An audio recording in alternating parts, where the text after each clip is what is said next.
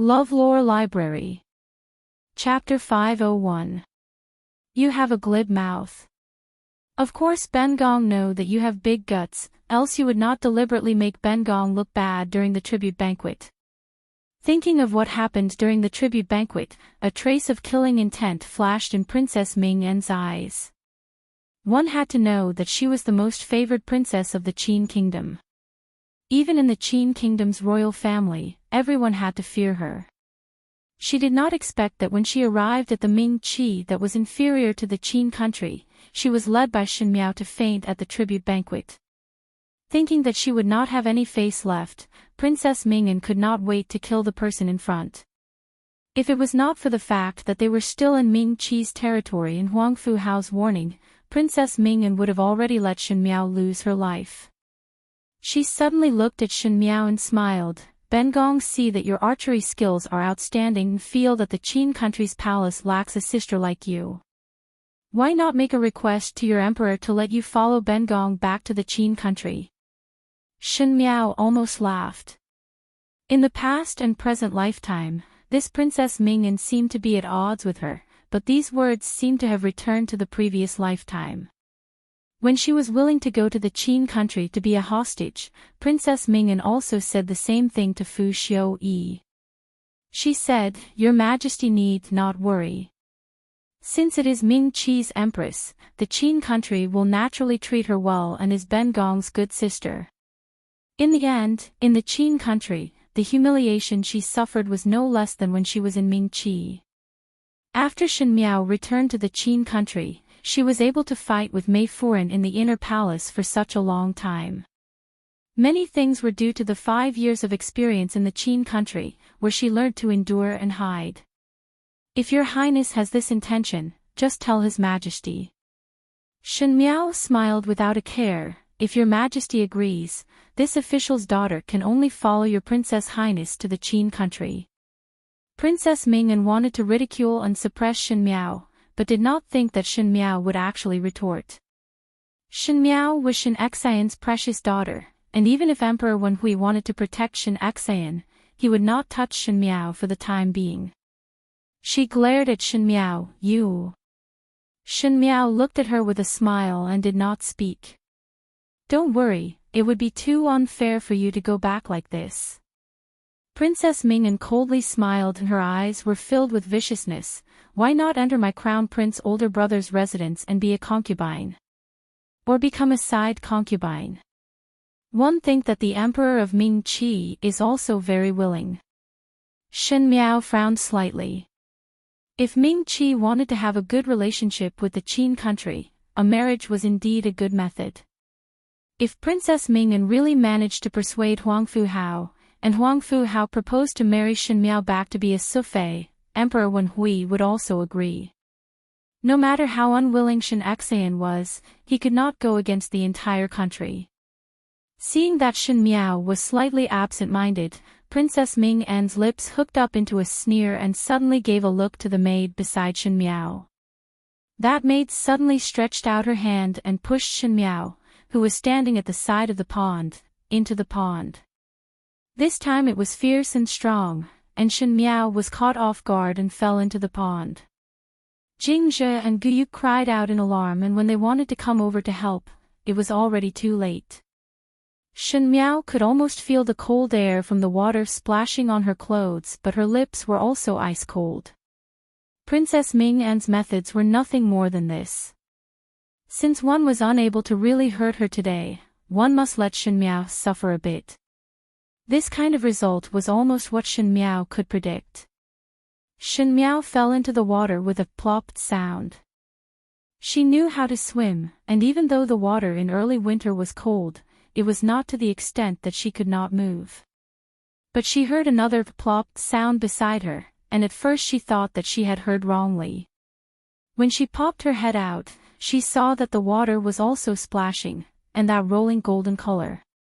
If it was not Princess Ming'an, who else could it be? Princess Ming'an's screams almost pierced one's ears. She did not seem to know how to swim as she screamed, "Someone come!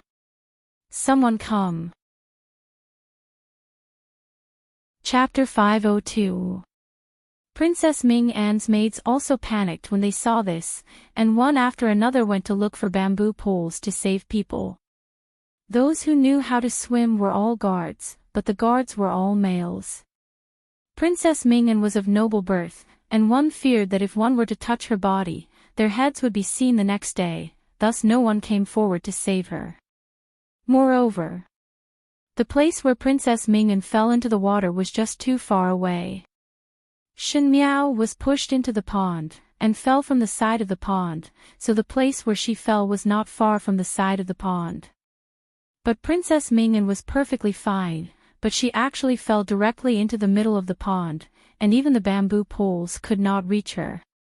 Shen Miao looked at this comical look, and actually felt that it was somewhat funny. But now was not the time to watch the show in the water, and when everyone was in a flurry, she was leisurely swimming towards the pond. When she swam to the edge of the pond, Jing Jie and Gu Yu were already pulling her up in a panic. Halfway through, one heard an angry shout, "What is going on here?" One saw two males walking in from outside the garden. One of them was wearing a golden robe and a jade crown on his head. His face was so gloomy that it seemed as though water was about to drip out, and destroyed his handsome appearance by 30%. The other person was wearing a golden purple robe, a black cloak, and a half-silver mask that covered his face.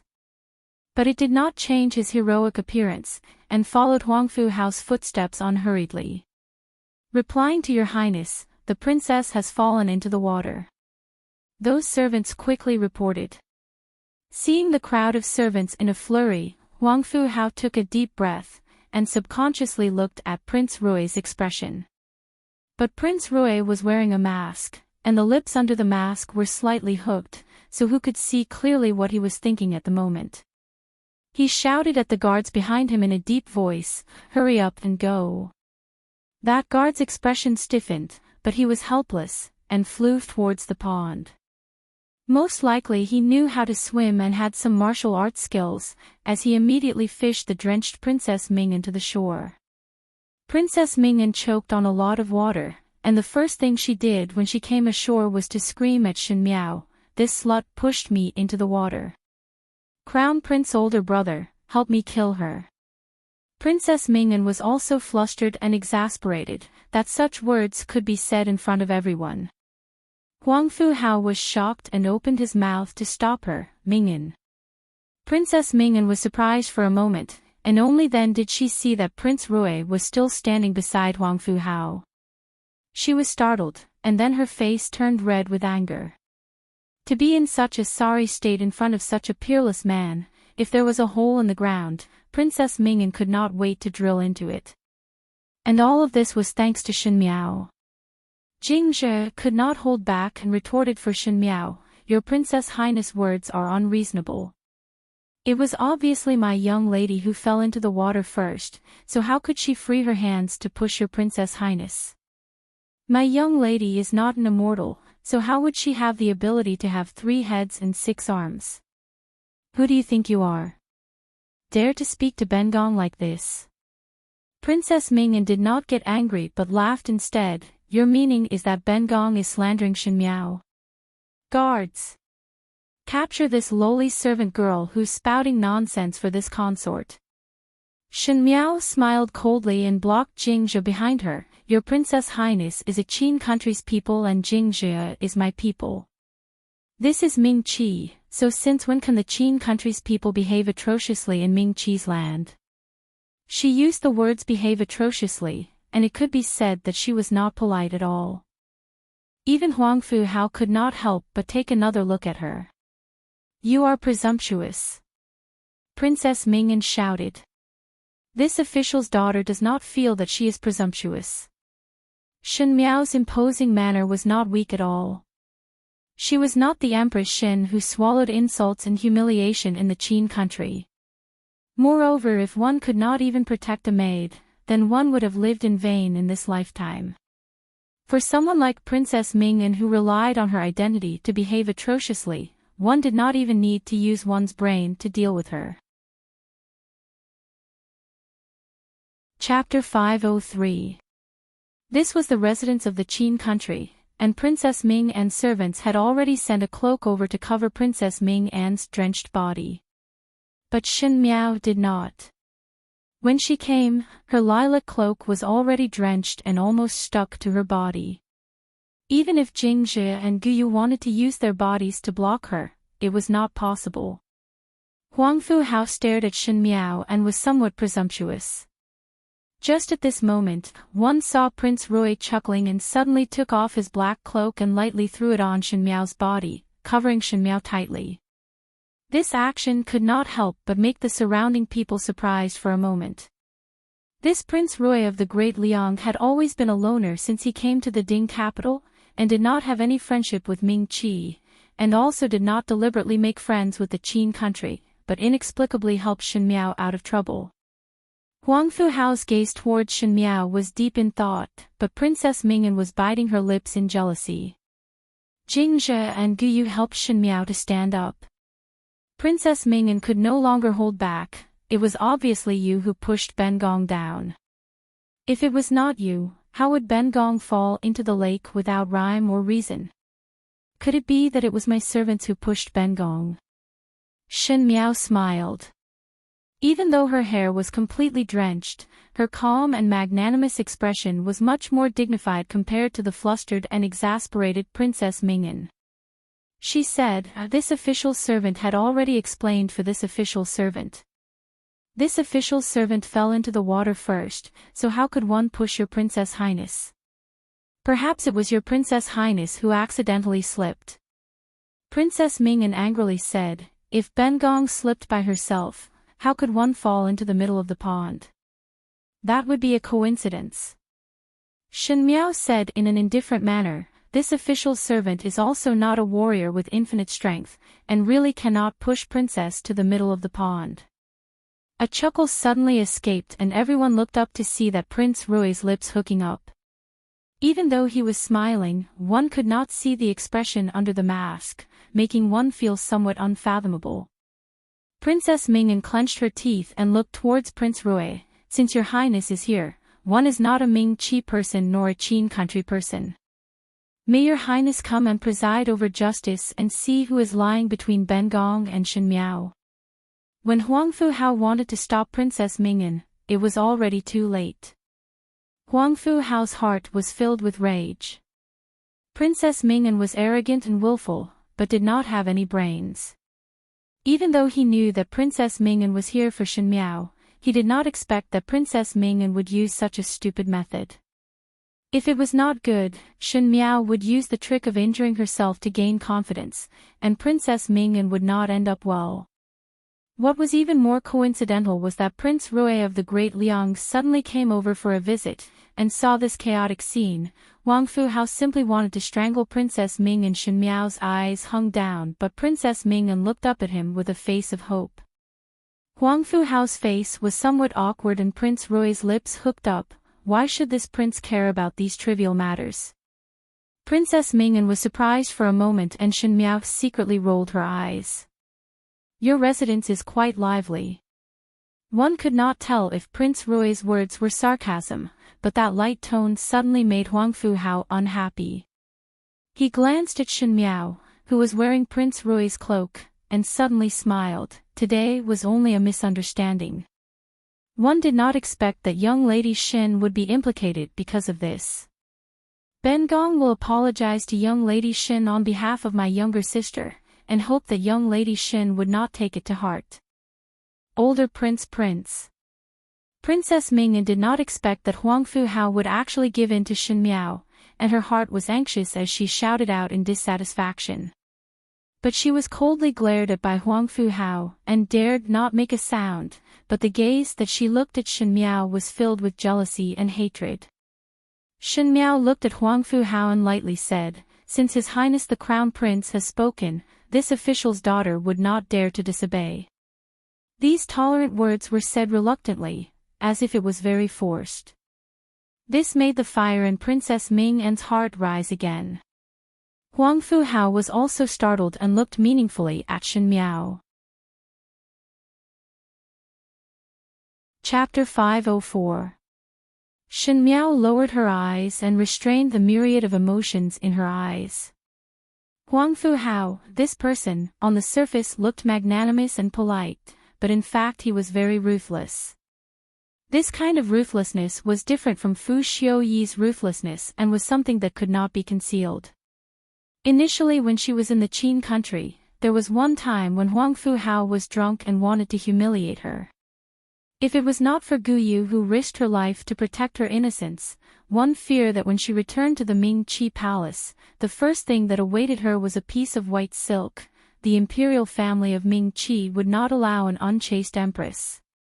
Even so, because Guyu offended Huang Fu Hao used his guard's sword to stab her to death. Shen Miao would never be able to forget that Huang Fu Hao's sword had pierced several holes in Guyu's body and blood kept flowing out, but Huang Fu Hao ordered people to throw Guyu's body into the wolf pack. She could not do anything. She had lost her dearest person in the Qin country and could not even collect Guyu's corpse. If one were to say that towards Princess Mingyan, Shen Miao had some disgust, but towards Huang Fu Hao, it was a blood feud. She just didn't have a way to make Huang Fu Hao pay the price. Huang Fu Hao's gaze became more and more suspicious, and in the instant that Shen Miao's eyes closed, he seemed to have detected some kind of obvious emotion that made his body feel cold. He didn't understand what it was, but he instinctively wanted to find out. Just as she wanted to speak, Prince Rui suddenly moved sideways. His stature was extremely tall and straight, and the petite Shen Miao was almost unable to be seen when he blocked her. Today is not the right time to come. Prince Rui swept a glance at Huang Fu Hao and Princess Mingyan. It was obvious that one could not see his expression, but both of them felt that Prince Rui's eyes were somewhat cold. He continued, "Come back another day." Huang Fu Hao originally wanted to persuade a few words. The current situation was still unclear. No matter what, the Qin country did not want to be enemies with the Great Liang. If this represented that Prince Rui of the Great Liang would show a little bit of closeness to their Qin country, the Qin country would naturally be happy to see it. One thought that one would be able to get close to Prince Rui today, but one did not think that it would all be ruined by Princess Mingyan. He fiercely glared at Princess Mingyan and helplessly said, "It is Ben Gong's poor hospitality. When your highness comes again, Ben Gong will definitely entertain you with great hospitality." Prince Rui chuckled, but no one knew what it meant. He turned around and was about to leave, but suddenly stopped his footsteps and looked at Shen Miao with a smile that was not a smile. "Since young lady Shen is also drenched, it is better to return to the residence earlier. Are you willing to return with this prince?" Shen Miao took a deep breath and broke into a smile. "Many thanks to your highness, Prince Rui." Huang Fu Hao and Princess Mingyan watched as both of them brushed their sleeves and left. Princess Mingyan almost bit her lips until they broke. "Crown Prince older brother, that slut is seducing Prince Rui. She even pushed me into the water. I can't just let this go." "Shut up, idiot." Huang Fu Hao looked at her coldly and warned, "Ben Gong will let you off this time for today's matter. If there is a next time and you mess things up, when Imperial Father blames you, Ben Gong will not be able to protect you." Turning around, he flicked his sleeves and left. After being lectured by Huang Fu Hao, Princess Mingyan did not dare to retort, but her hatred towards Shen Miao deepened by another level. Especially when she saw the back view of both of them leaving, it made her heart feel as if it was being cut by a knife. She had always been willful and selfish, but with her beauty and golden branches and jade leaves, there was never a male that caught her eye. It was not easy to find a male that caught her eye, but he seemed to take care of Shen Miao. How could she endure it? Princess Mingyan clenched her fists and said hatefully, "Shen Miao, Ben Gong will definitely make you wish you were dead." Outside the residence in the Qin country, Shen Miao's horse carriage was still parked at the entrance. Seeing Shen Miao appearing with an unfamiliar male's cloak draped over her, and her hair dripping wet, Mo Qing suddenly became nervous. "Young lady." Chapter 505. No harm. Shen Miao waved her hands and said, "Return to the residence first."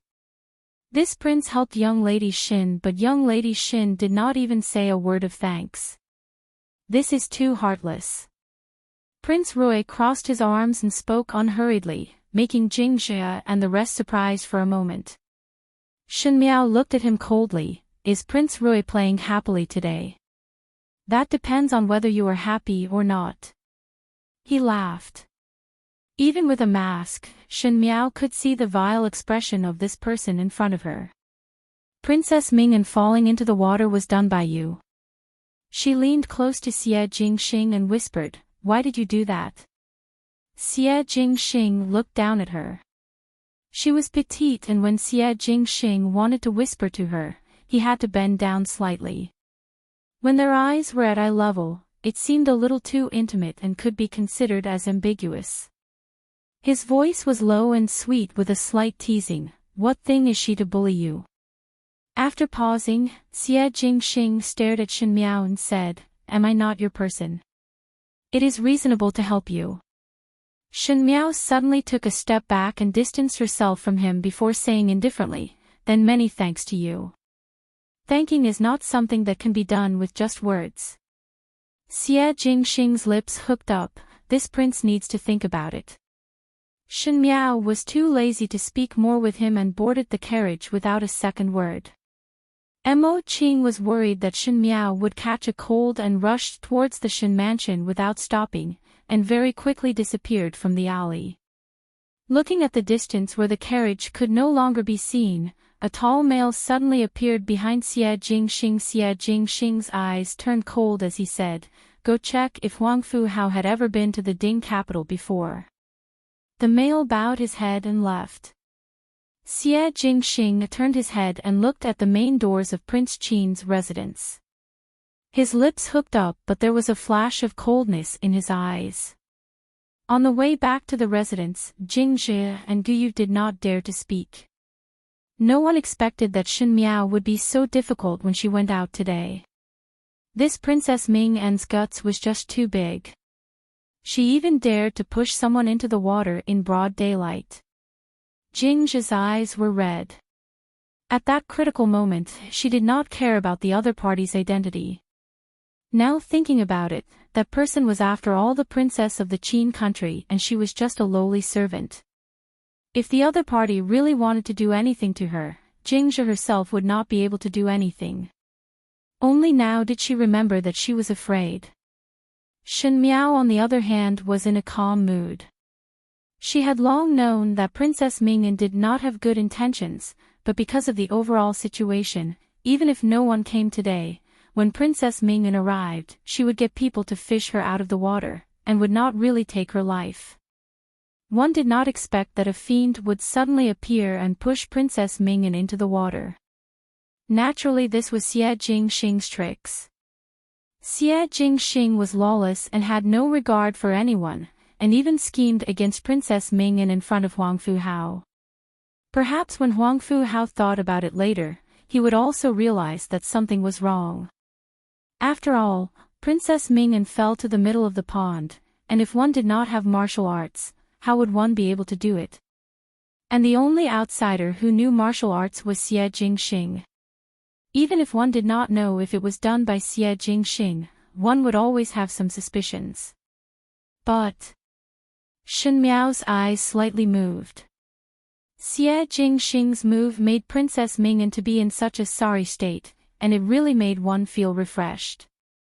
If there was no Xie Jingxing today, even if she was in the right, she would still suffer.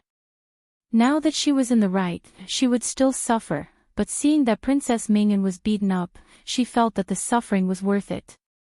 Jing Jie and Guyu looked at Shen Miao with some worry, but one did not know what Shen Miao was thinking about, and the corner of her lip slightly rose, as if she was somewhat happy. Both of them looked at each other and were somewhat at a loss. They did not know how Shen Miao would be happy after being pushed into the water by others. When they returned to the Shen mansion, because Shen Miao was dripping wet, she could only sneak in from the back door. Jing Zhe quickly took a handkerchief to wipe Shen Miao's hair, and helped her change into a clean set of clothes. Guyu then instructed the kitchen to boil ginger tea. Shen Miao sat for a while before asking, "Why do I not see Bai Lu and Shuangjiang?" Before she left, she let Bai Lu and Shuangjiang stay in the residence to wait for news, but there was no one at the moment. Just as she was speaking, one saw Bai Lu returning from outside. When she saw Shen Miao, she was pleasantly surprised. "Young lady has finally returned." Just now Furan asked this servant where did young lady go, and why is one not back yet? What is the matter with mother? Shen Miao finally managed to dry her hair and asked when she heard that. One heard that the daughter of old general's benefactor came knocking. Furan is outside chatting with that young lady, and wanted young lady to go and take a look. Shen Miao's hand that was holding the handkerchief paused and her gaze turned sharp. What is that person's name? Bai Lu was surprised for a moment and felt that Shen Miao's gaze was somewhat cold, and subconsciously replied, "One heard that it is surnamed Chang." Chapter 506. Ever since Shen Xian's family returned to the capital, this was the first time someone visited the newly bought residence. Luo Shuayan sat in the main room and was talking to a young female. When Shen Miao arrived, Luo Shuayan was drinking tea with that female and one did not know what they were talking about, but Luo Shuayan had a very happy appearance. Both of them were chatting happily and did not even discover that Shen Miao had arrived. It was Luo Tan who was sitting at the side picking up snacks to eat that warmly greeted her when she saw Shen Miao. "Biao, youngest sister, today there is a new snack with milk added. Do you want to try it?" Shen Miao smiled and shook her head before walking to Luo Shuayan's side. Her eyes landed on that young female and asked, "Mother, this is..." That young female quickly stood up. She was wearing a pea green robe and did not have any extra jewelry. There was only a wooden hairpin that was loosely inserted into her hair bun and there was a plain silver bracelet on her wrist. This could be considered a somewhat shabby attire, but there was a faint scholarly aura between this woman's brows. Although her appearance could only be considered beautiful, there was a kind of elegance that would not be belittled, and it was pleasing to the eye. "This is the daughter of your grandfather's benefactor, called Chang Zaiqing." Most likely Jiao Jiao had not seen her before. Luo Shuayan smiled, "Younger sister Qing, this is our residence's young lady, Jiao Jiao." Shen Miao gently smiled and nodded her head, "Qing Yi." Luo Shuayan pulled Chang Zaiqing to sit down and let Shen Miao snuggle up to her as she said with a smile, "What Qing Yi?" Younger sister Qing is born so young and calling Qing Yi is considered old. If younger sister Qing does not say your age, I would think that you are not much older than Jiao Jiao. Even if you go out like this, no one would say anything wrong if Jiao Jiao calls you older sister. Furan must not make fun of me. Chang Zaiqing said with a smile. Luo Tan smiled as she looked at Shen Miao, "Biao youngest sister, Qing Yi has come to the Ding capital and in the future one can often come to the residence as a guest. One heard that she likes to play chess and read books. I do not understand those, but in the future you will have a playmate." Shen Miao smiled. Luo Tan had always been a straightforward person. Perhaps the Luo family's people were this sincere, like Luo Shuayan and Luo Tan who treated others warmly. Shen Miao raised her eyes to look at Chang Zaiqing. Even so, it was not an easy thing to please Luo Shuayan. Especially because the members of the Luo family were all military generals, and military generals and civil officials had never seen eye to eye. The more outspoken Luo Shuayan and Luo Tan were, the more impatient they were with those who only knew how to play with words. But in just half a day's time, Luo Shuayan and Chang Zaiqing addressed each other as sisters, and actually liked Chang Zaiqing very much. Shen Miao's gaze became somewhat cold. Seeing that Shen Miao did not speak, Luo Shuayan pulled Shen Miao's hand and said, "Why is Jiao Jiao's hand so cold? Recently it is cold outside and it is better not to catch a cold." Jingzhe and Guyu lowered their heads uncomfortably at the back. Shen Miao returned to the residence to change her clothes and just finished drinking the ginger soup. Upon hearing that there was a guest, she rushed over and did not have a good rest. Luo Shuaiyan did not know that something happened to Shen Miao at Princess Ming An's place today, and both of them had a guilty conscience. It's winter these few days, so it's naturally very cold. In my hometown, there is a kind of medicinal pouch that is filled with some cold-repelling spices. When one sleeps at night, it is hung at the head of the bed, so that it would be warm the next day. If fifth young lady does not mind, I will make a few and send them over. Chang Zai Qing said with a smile. Younger sister Qing can even do this. Luo Shuaiyan smiled. It is said that the females in the Lu province are clever and dexterous. I had never seen it before, but now seeing younger sister Qing, one would know. Unlike the young ladies in our residence. She glanced at Luo Tan and Shen Miao and pretended to sigh helplessly, not to mention medicinal pouches, they do not even know how to embroider a handkerchief. Chapter 507. Shen Miao did not like to do needlework and only felt that it was a waste of time. Needless to say about Luo Tan, he clearly had the temperament of a male. Luo Tan pouted, youngest Gu, not to mention me and youngest Biao's sister, aren't you the same? Luo Shuaiyan was at a loss for words. She glared at Luo Tan. Is Aunt Qing from Liuzhou? Shen Miao tilted her head to look at her and asked with a smile, the Lu province is not near to the Ding capital. What is the purpose of coming to the Ding capital this time? Chang Zai Qing's face immediately showed some embarrassment and Luo Shuaiyan quickly diverted the topic, nothing much, just came to the Ding capital to play for a few days. Shen Miao smiled, then where is Qing Yi resting at now? Chang Zai Qing smiled, now he is resting in the Shen residence. Shen Miao lightly said, oh, it was originally resting at grandmother's place. She said, since Aunt Qing's father is grandfather's benefactor, I believe that grandmother will take good care of Aunt Qing. This is reassuring. Even though Luo Shuaiyan felt that with old Shen Furen's temperament, she would not be that considerate towards Chang Zai Qing, but Shen Miao's words made Luo Shuaiyan's heart warm up a little. She said, that's true. Chang Zai Qing's smile slightly stiffened. But one heard Shen Miao saying, Qing Yi originally lived in the Lu province. I heard that the Lu province is very fun but unfortunately I have never been there before. But when you were in Guangwentang, there was a classmate whose hometown was in the Lu province. Perhaps you two know each other. The Chang family is a small family. Chang Zai Qing lowered her head and said, one fear that fifth young lady's classmate do not know of the Chang family. No matter how small the Chang family is, with an outstanding person like Aunt Qing, they will not be unknown. Shen Miao smiled casually, but for Qing Yi to come to the Ding capital like this, Qing Yi's husband did not follow. Chang Zai Qing's expression became even more awkward. Luo Shuaiyan smiled, Jiao Jiao, do not speak nonsense. Younger sister Qing is still unmarried. Shen Miao was surprised for a moment and looked at Chang Zai Qing before asking, one do not know how old is Qing Yi this year. To ask an unmarried young lady's age, especially when Chang Zai Qing was not young, these words were somewhat abrupt.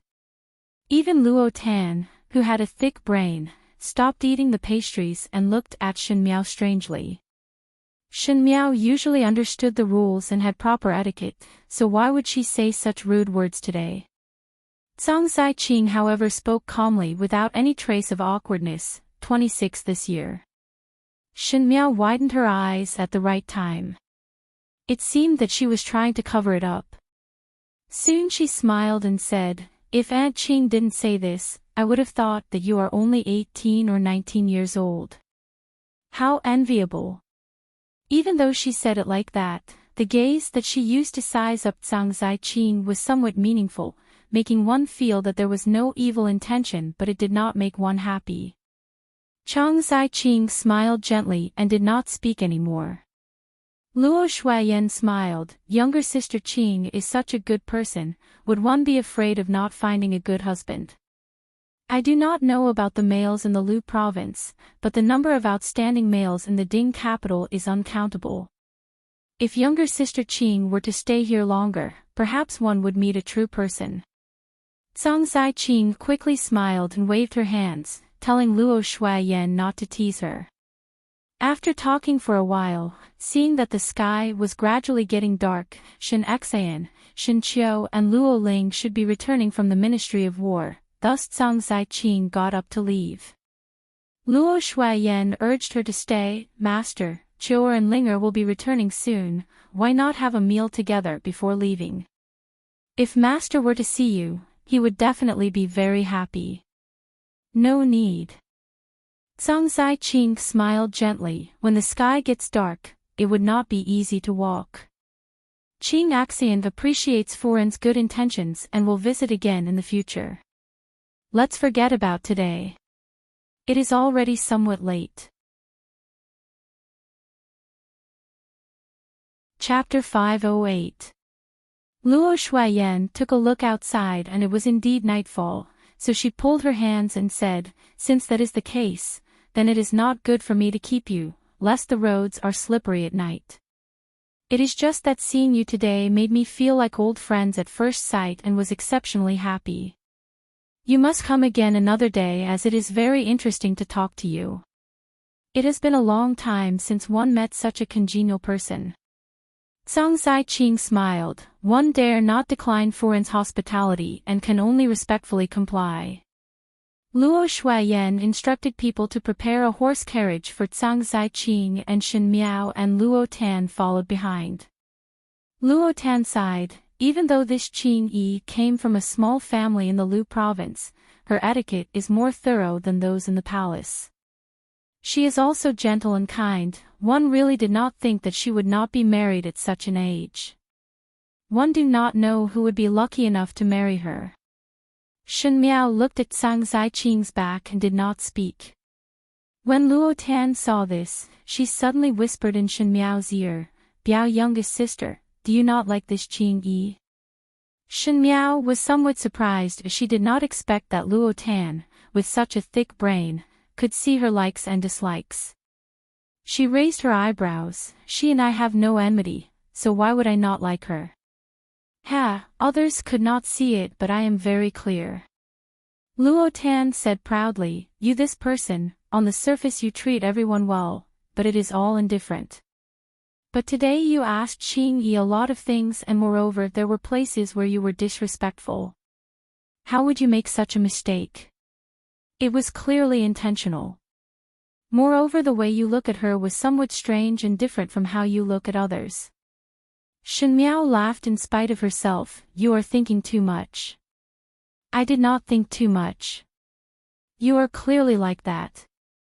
Luo Tan continued, but even though this Qing Yi is good and youngest Gu likes her the moment she arrived, she is straightforward and sincere, but one always feel that something is not right. What is not right? Shen Miao asked. Think about it. That Qing Yi's father is old General Shen's subordinate and also a benefactor, so he must be a valiant general. A tiger father does not have a dog daughter. Even if you look gentle all day long, but deep down you are like Gu Fu, very valiant and not afraid of the Tu Ju. But this Aunt Qing, her temperament is too gentle. Although she is candid not bashful, why doesn't she have the air of a general? Zhang Zai Qing's lips sneered and there was no trace of a military family's aura. Wrong, Zhang Zai Qing was more like a young lady from a military family than anyone else. She had studied the art of war to the point of perfection and quietly advanced step by step. One could not see Zhang Zai Qing's hostility, but it was because her acting was superb. Shen Miao looked at Luo Tan and did not correct Luo Tan's evaluation of her valiant. She only said, who says that a military family must be valiant?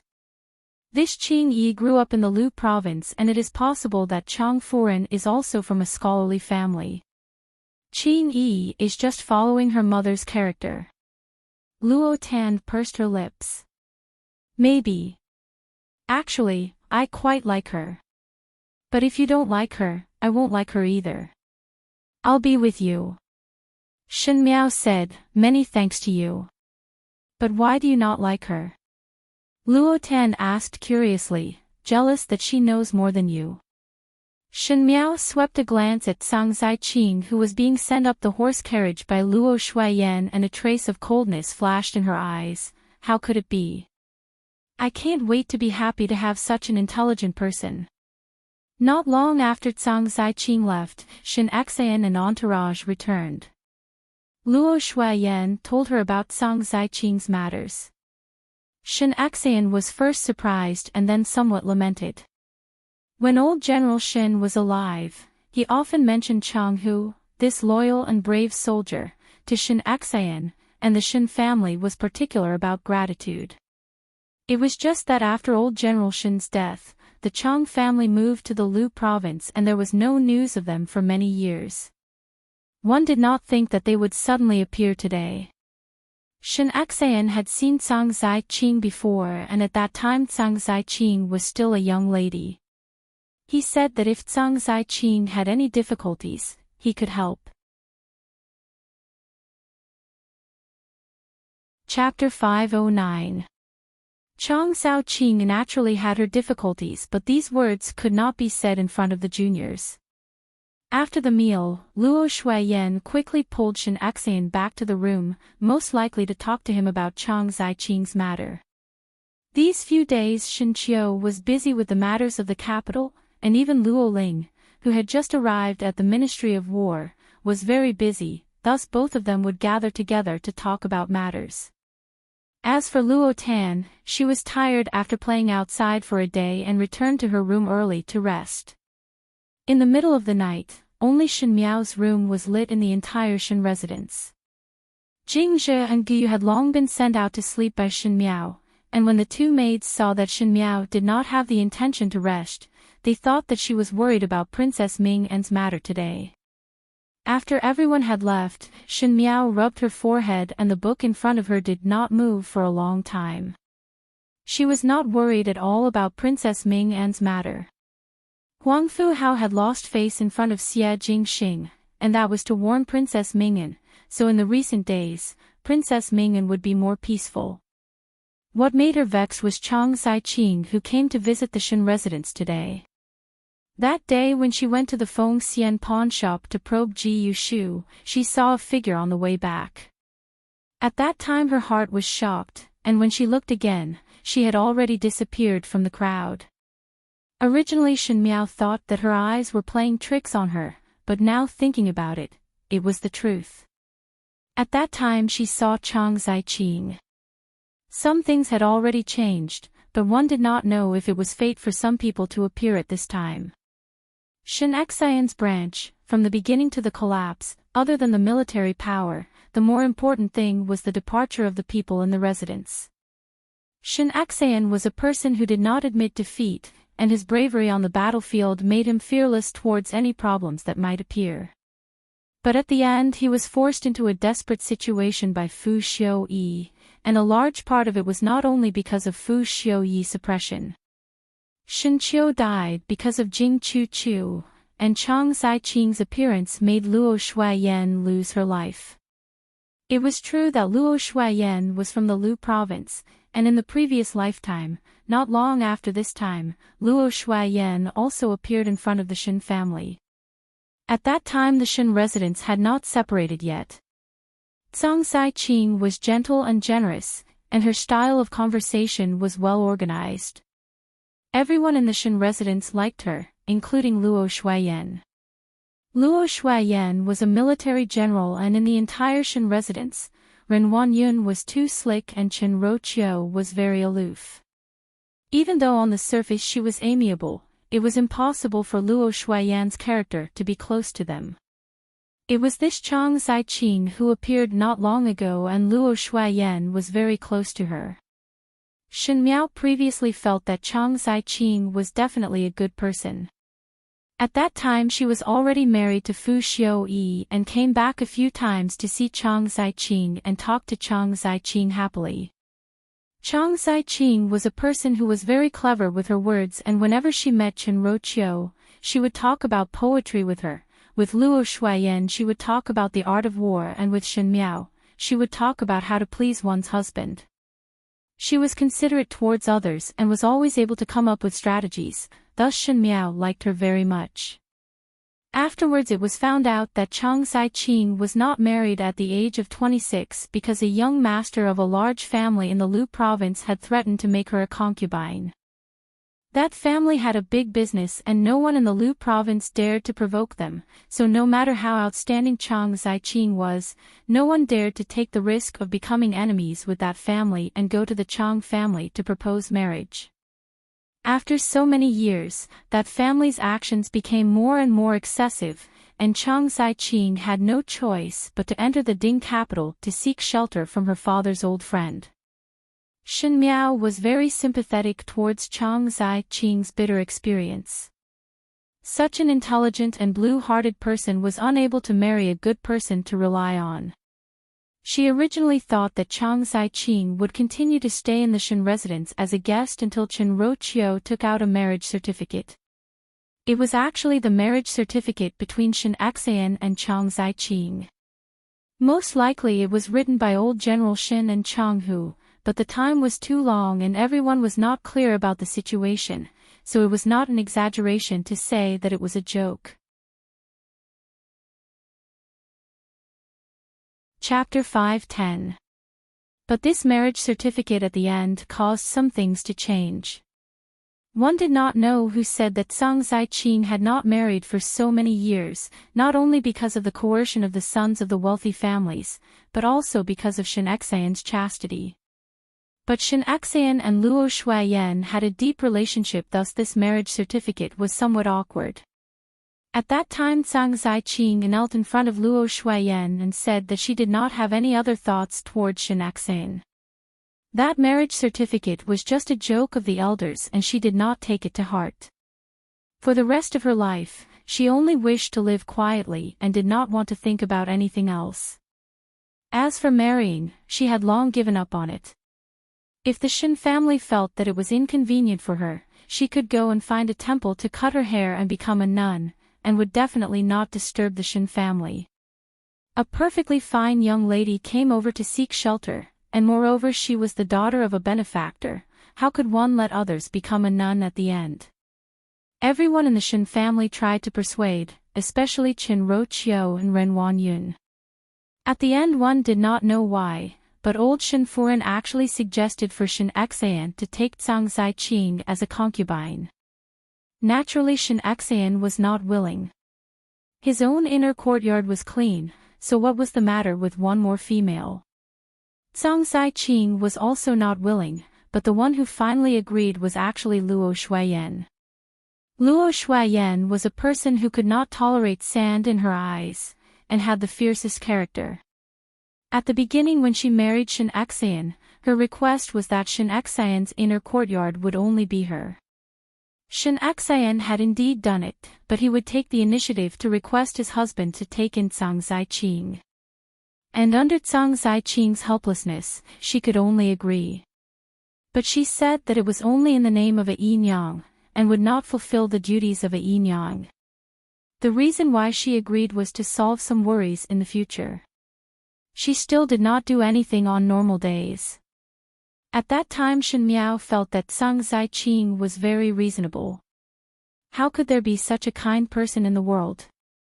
As a Yinyang, she would not split favors, and was content with her place only because of the name.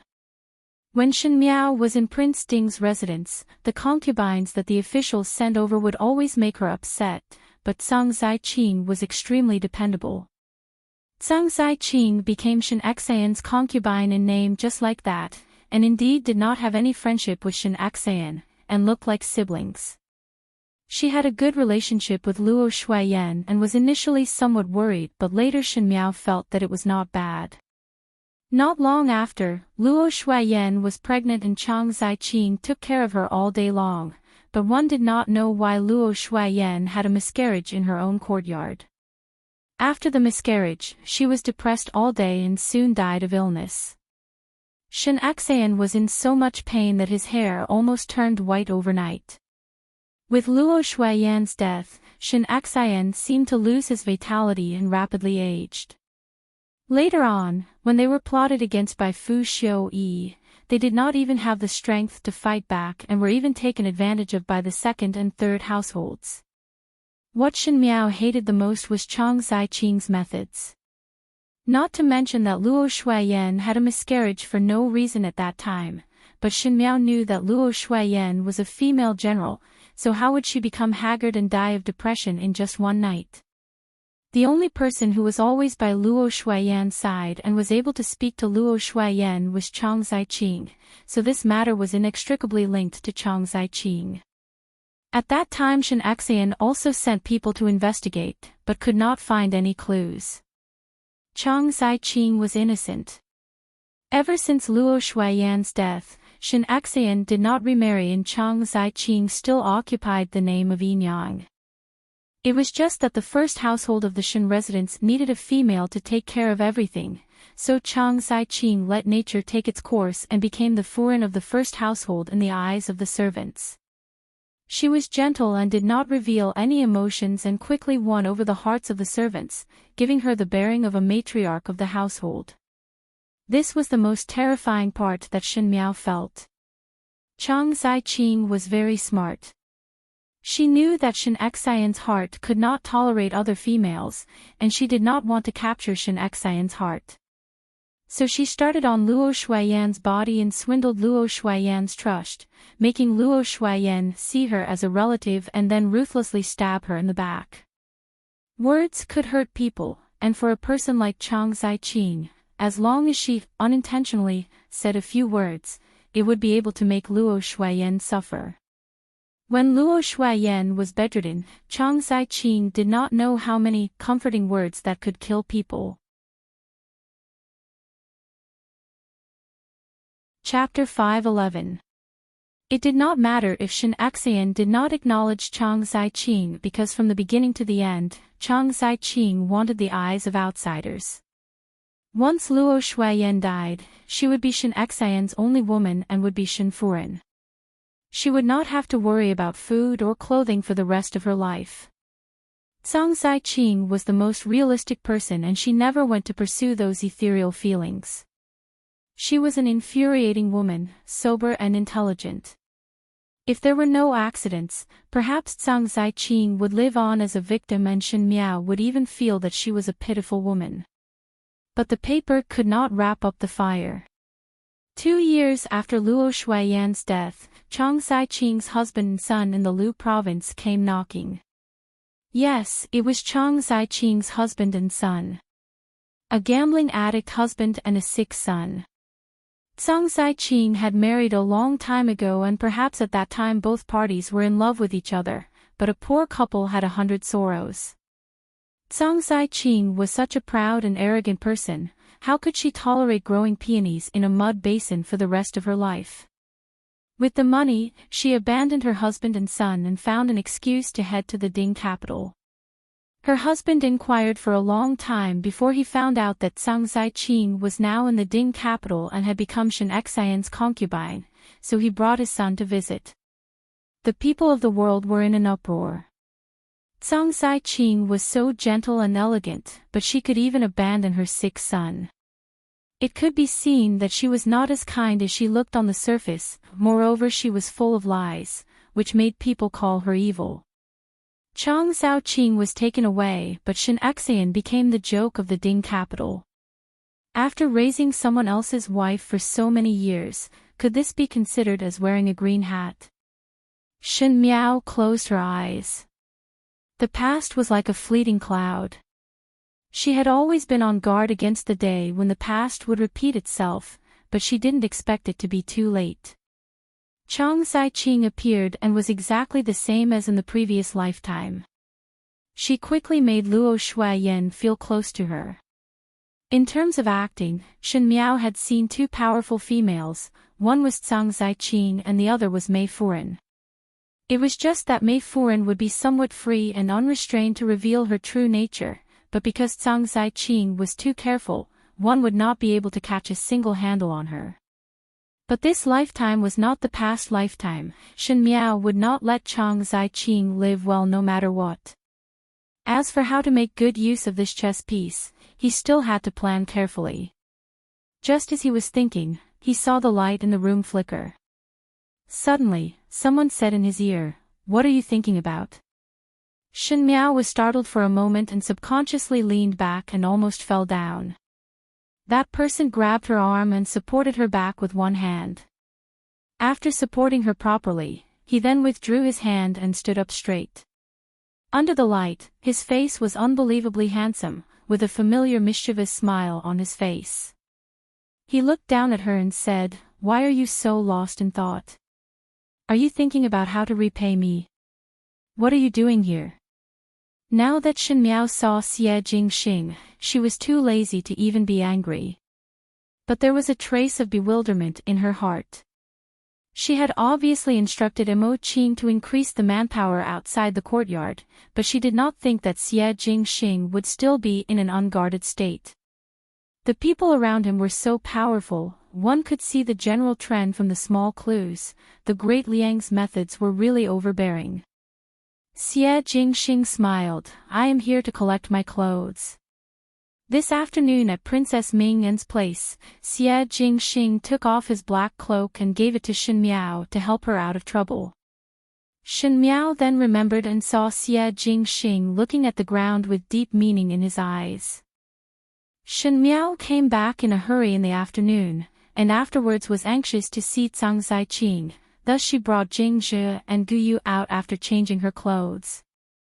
That black cloak was casually thrown on a chair, but one did not know how it slipped down from the chair, and at the moment it was quietly lying on the ground, crumpled up into a ball, looking like a tragic sight. Xie Jingxing crossed his chest and said coldly, "You are really impolite." The clothes of Prince Rui of the Great Liang were at least expensive, but to be casually thrown away like that, it was even worse than a handkerchief used to wipe a table. Only Shen Miao would dare to do that under the heavens. Shen Miao was really not polite with him. "Your Highness's cloak is on the ground." "Many thanks." She was even too lazy to say anything. Anyway, the imperial family of the Great Liang had money, and did not lack one or two cloaks. Thinking about it, Shen Miao swept a glance at Xie Jingxing. With such good looks, but he had to change into new clothes every day.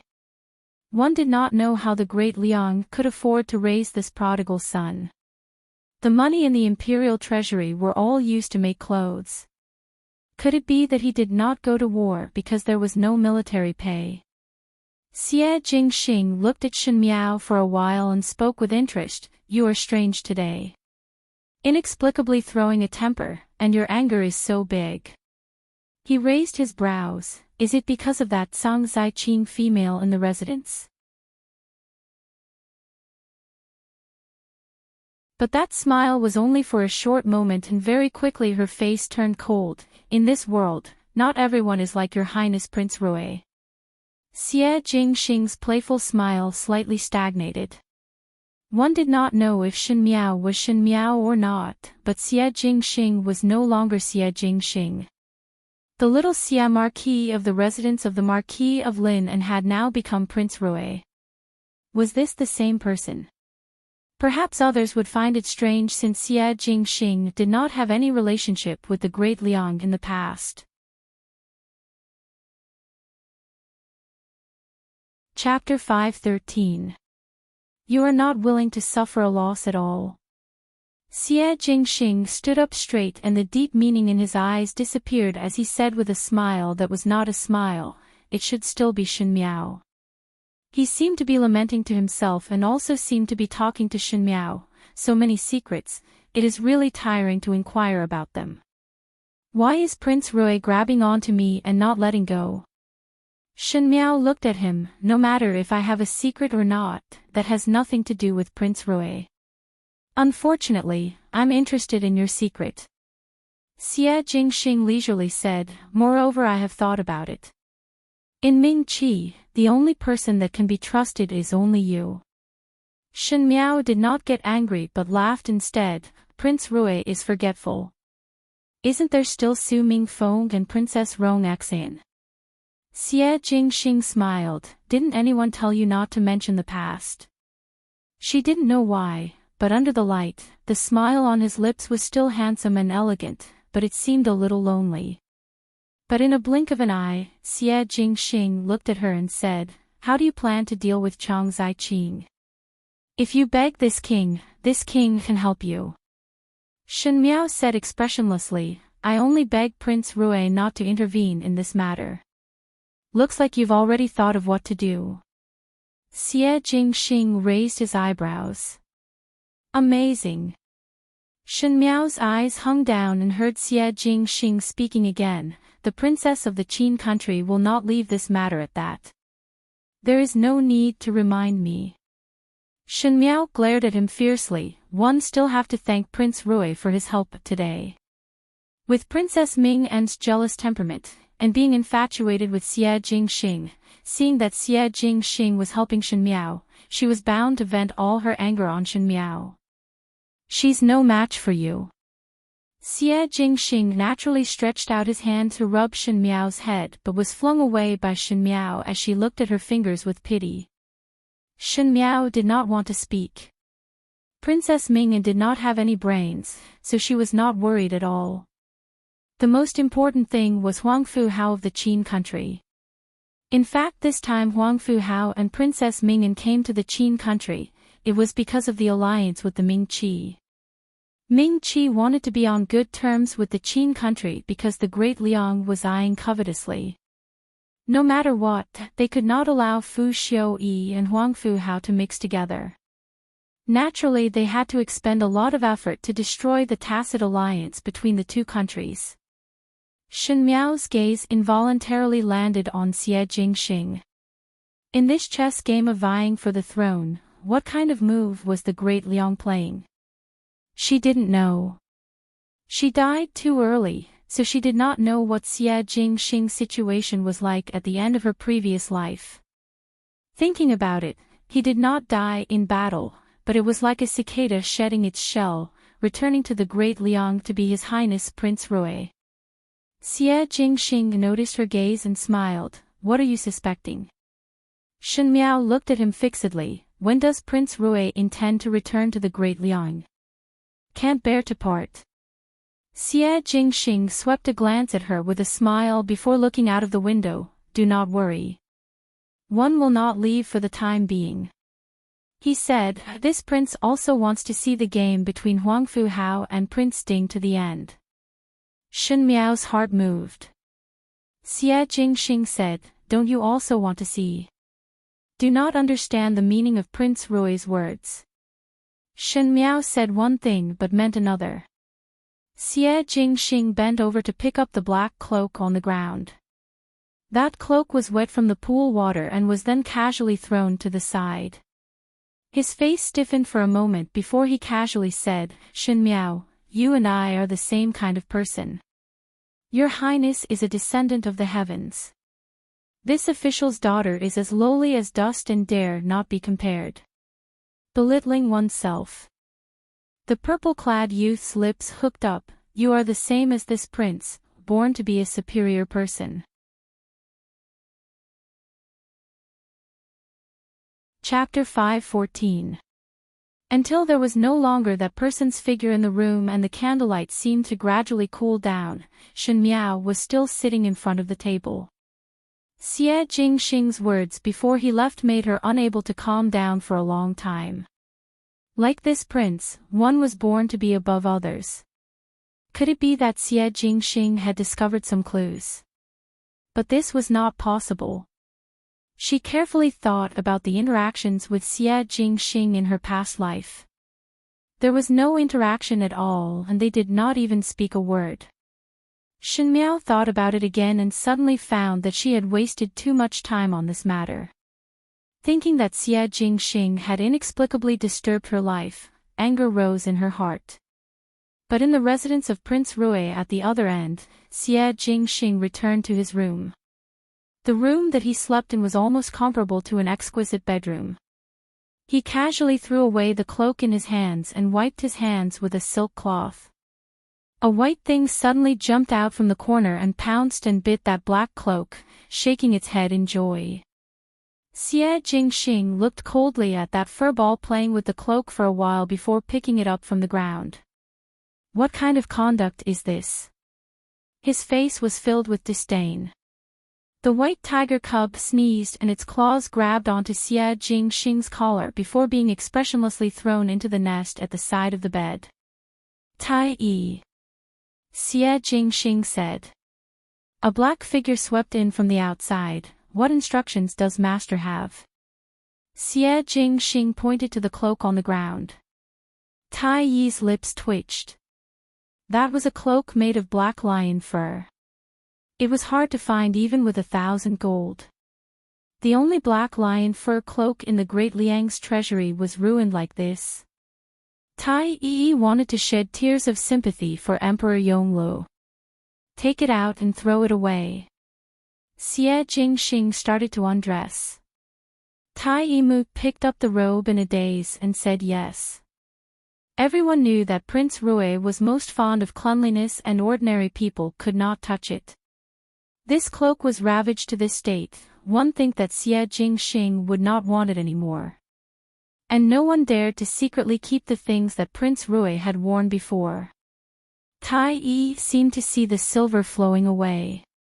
Just as he walked to the door, he heard Xie Jingxing saying, "Wait."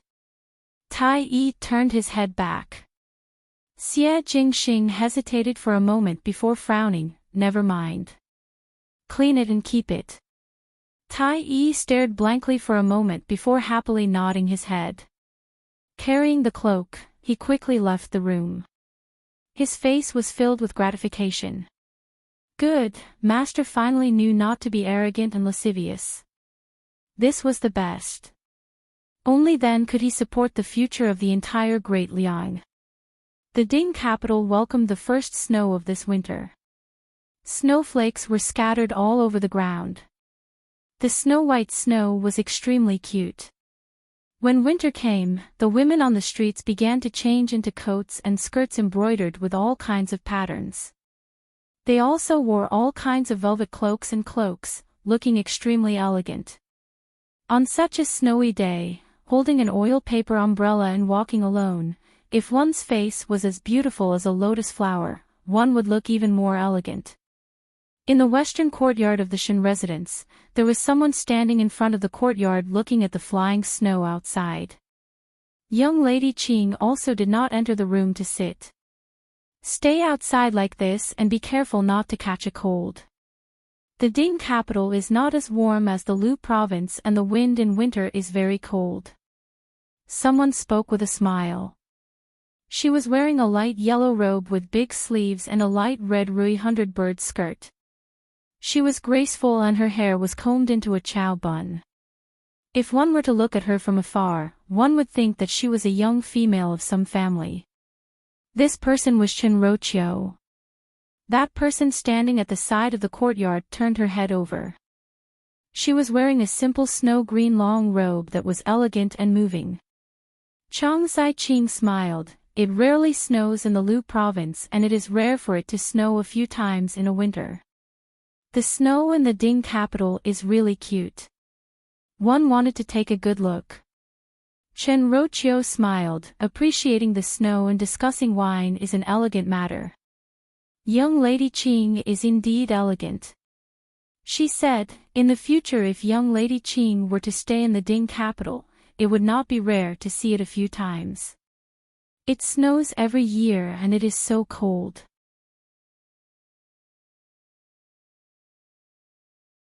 Chapter 5:15. Zhang Zaiqing only smiled and did not speak. Both of them were gentle and elegant, as if they were young ladies from a scholarly family.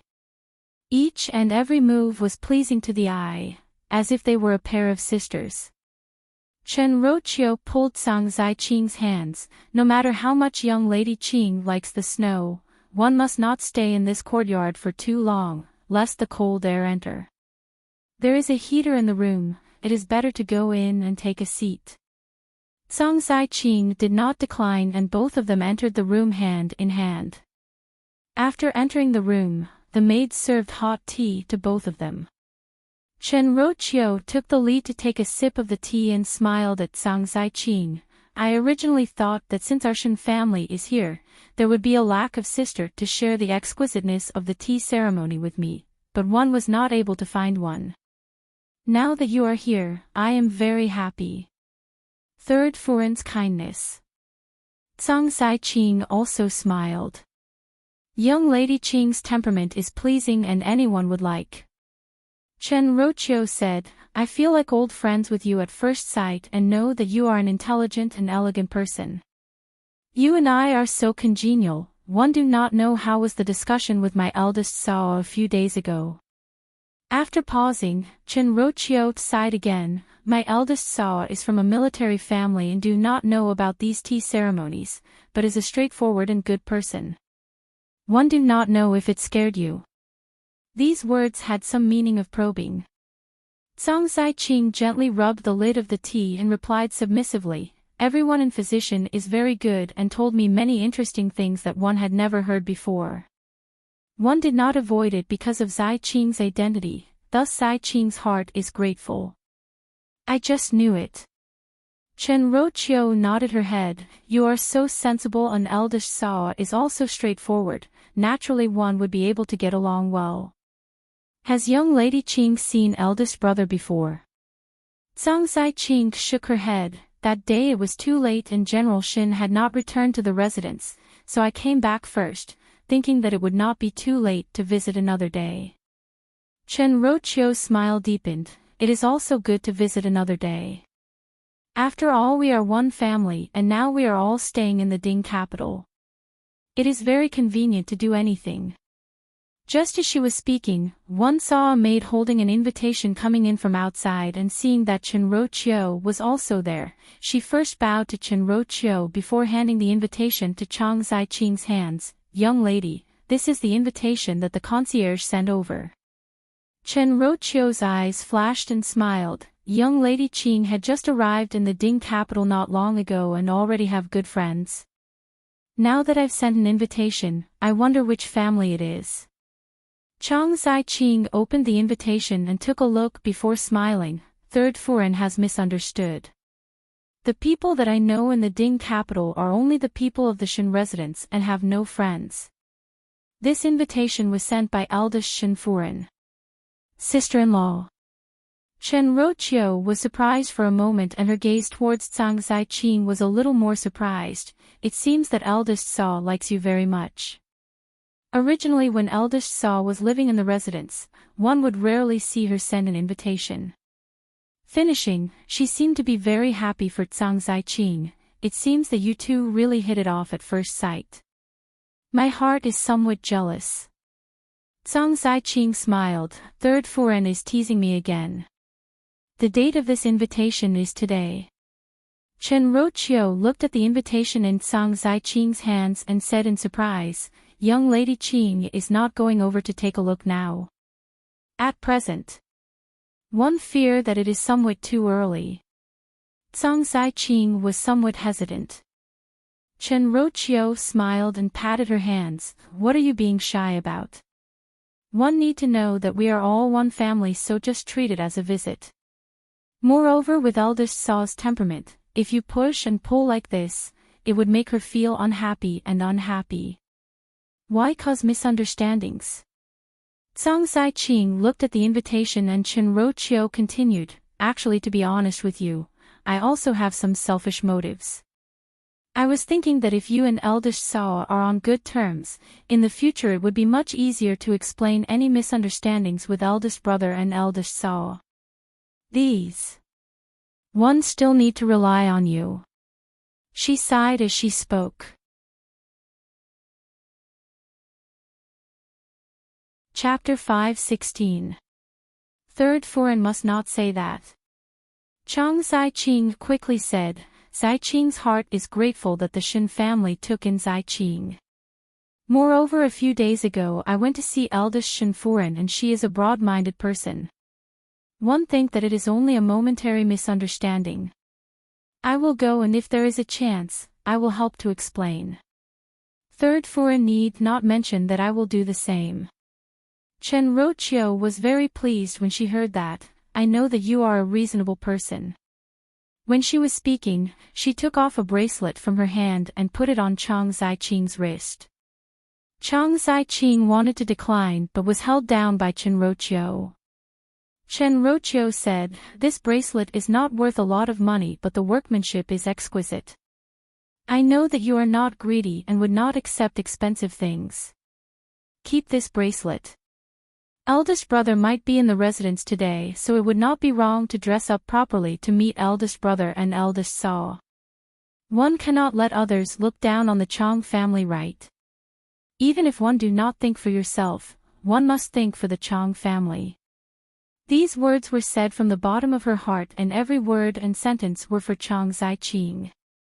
Chang Ziqing did not decline again and said, "Third Furin's good treatment of Ziqing. Ziqing will remember it in her heart." "What are you saying? We are all one family." Chen Roqiu stood up and looked outside. "Young lady Ziqing should tidy up first and I will not disturb. Go out while the snow is not heavy so that one can return early at night." She then carefully instructed the two maids who were serving Chang Ziqing on some matters before walking out of the door. After Chen Roqiu left, Zhao Mama kept Chang Ziqing's invitation and said, "Young lady really want to go to the Shen mansion to meet that eldest Shen Furin?" See. Once Chen Roqiu left, Chang Ziqing's smile faded. Even though it was still warm and elegant, it was as if it was a different person and was not as sincere as before. That eldest Shen Furin. Zhao Mama was somewhat hesitant. Is a good person. Chang Ziqing sat in front of the table and opened a small box of rouge. She pursed her lips. The color of the rouge was very light and with such a shallow layer, it was like a faint pink color coming from her lips, making her look even more charming. He's a good person. I can rest assured now. Granny Zhao breathed a sigh of relief. Yes. Chang Ziqing looked at herself in the mirror, but one did not know if she was talking to herself or others. I am also relieved. Outside, Chen Roqiu returned to Qiu Shui Yuan and held the heater in her hands before turning her head to meet Xinyu. "Mother." Xinyu said, "Why do you keep running to that Chang Ziqing courtyard these few days? I've been looking for you a few times, but you've disappeared. Why are you looking for me?" Chen Roqiu caressed Xinyu's head.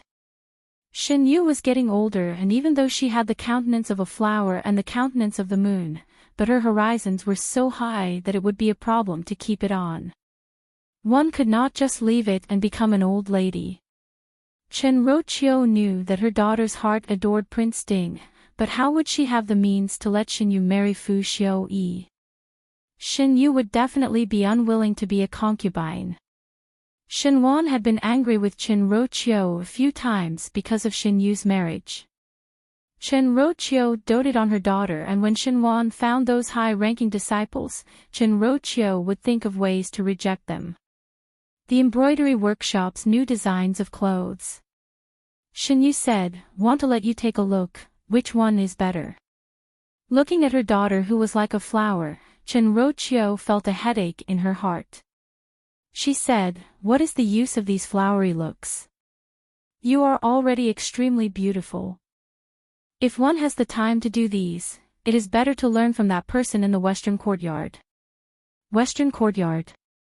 Xinyu was puzzled. Mother is talking about that Chang Ziqing. What is there to learn from her? Chen Roqiu shook her head. There is a lot to learn. If you have 30% of her ability, then I will be assured.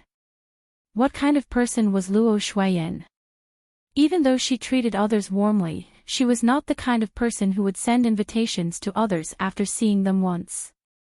Chen Roqiu and Luo Shuiyan had been sisters-in-law for so many years, but it was the first time they saw such an impatient invitation.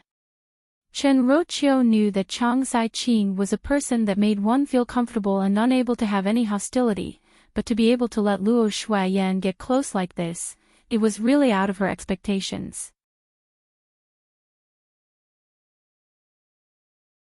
Chapter 5:17.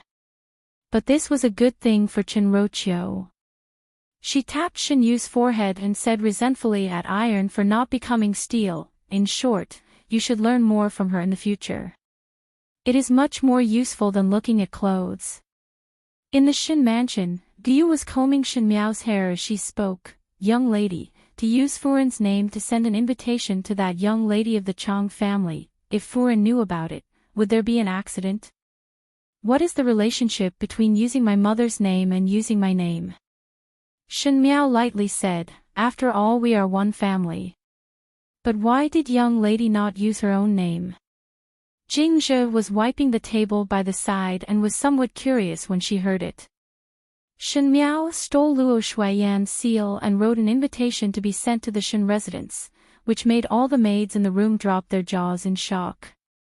It would have been fine if he had impersonated Luo Shuiyan to do something else, but to impersonate Luo Shuiyan to invite a lady who wasn't even close to him. He felt that it was a waste of talent. I don't have much of a relationship with her. Why would I invite her over for no reason? Jing Zhe and Guyu looked at each other and both of them did not know how to continue this. Yes, there was no friendship between Luo Shuiyan and Chang Zhaoqing, so was there a need to steal Luo Shuiyan's seal to send an invitation to Chang Zhaoqing? When Tian Zaiqing came to visit, one did not see how happy Shin Miao was. Shin Miao's eyes drooped down. Since Luo Shuiyan was not around today, it was better to send the invitation earlier as she would have to meet this young lady of the Chang family alone for a while. Luo Tan was sent away early in the morning and only Shin Miao could make decisions in the entire residence. Just as he was thinking, he heard a manservant come in from outside to report that the young miss of the Chang family had arrived. So fast. Jing Zhe was somewhat surprised. Shin Miao smiled slightly. Those who had a request naturally could not hide their ambitions no matter what. In the past she could not see clearly because she was in the situation and did not care much about the matters of the Shin family. Now was different from the past, she wanted to see how high Chang Zaiqing's skills were. Chang Zaiqing was led by the servant to the main hall of the Shin mansion to wait. The servant brought the hot tea over and she quietly sized up the Shin mansion. The Shin mansion was different from the Shin residence. Because the Shin residence was the residence of the old general, the feng shui was very particular and in addition to old Shin Furin's habits, it was somewhat gaudy. Perhaps it was because Shin Axayan and Luo Shuiyan were martial artists in the Shin mansion, the courtyard was spacious and the furnishings in the main hall were squarish, giving one a look of awe-inspiring righteousness. Even though the ornaments were simple, one did not know why, but there was a dignified feeling. The first time Chang Zaiqing came here, she did not take a good look, but at this moment, she felt that there was a layer of sweat on her body. It was as if one could not help but sit upright in this place. The maids were minding their own business and no one spoke to her.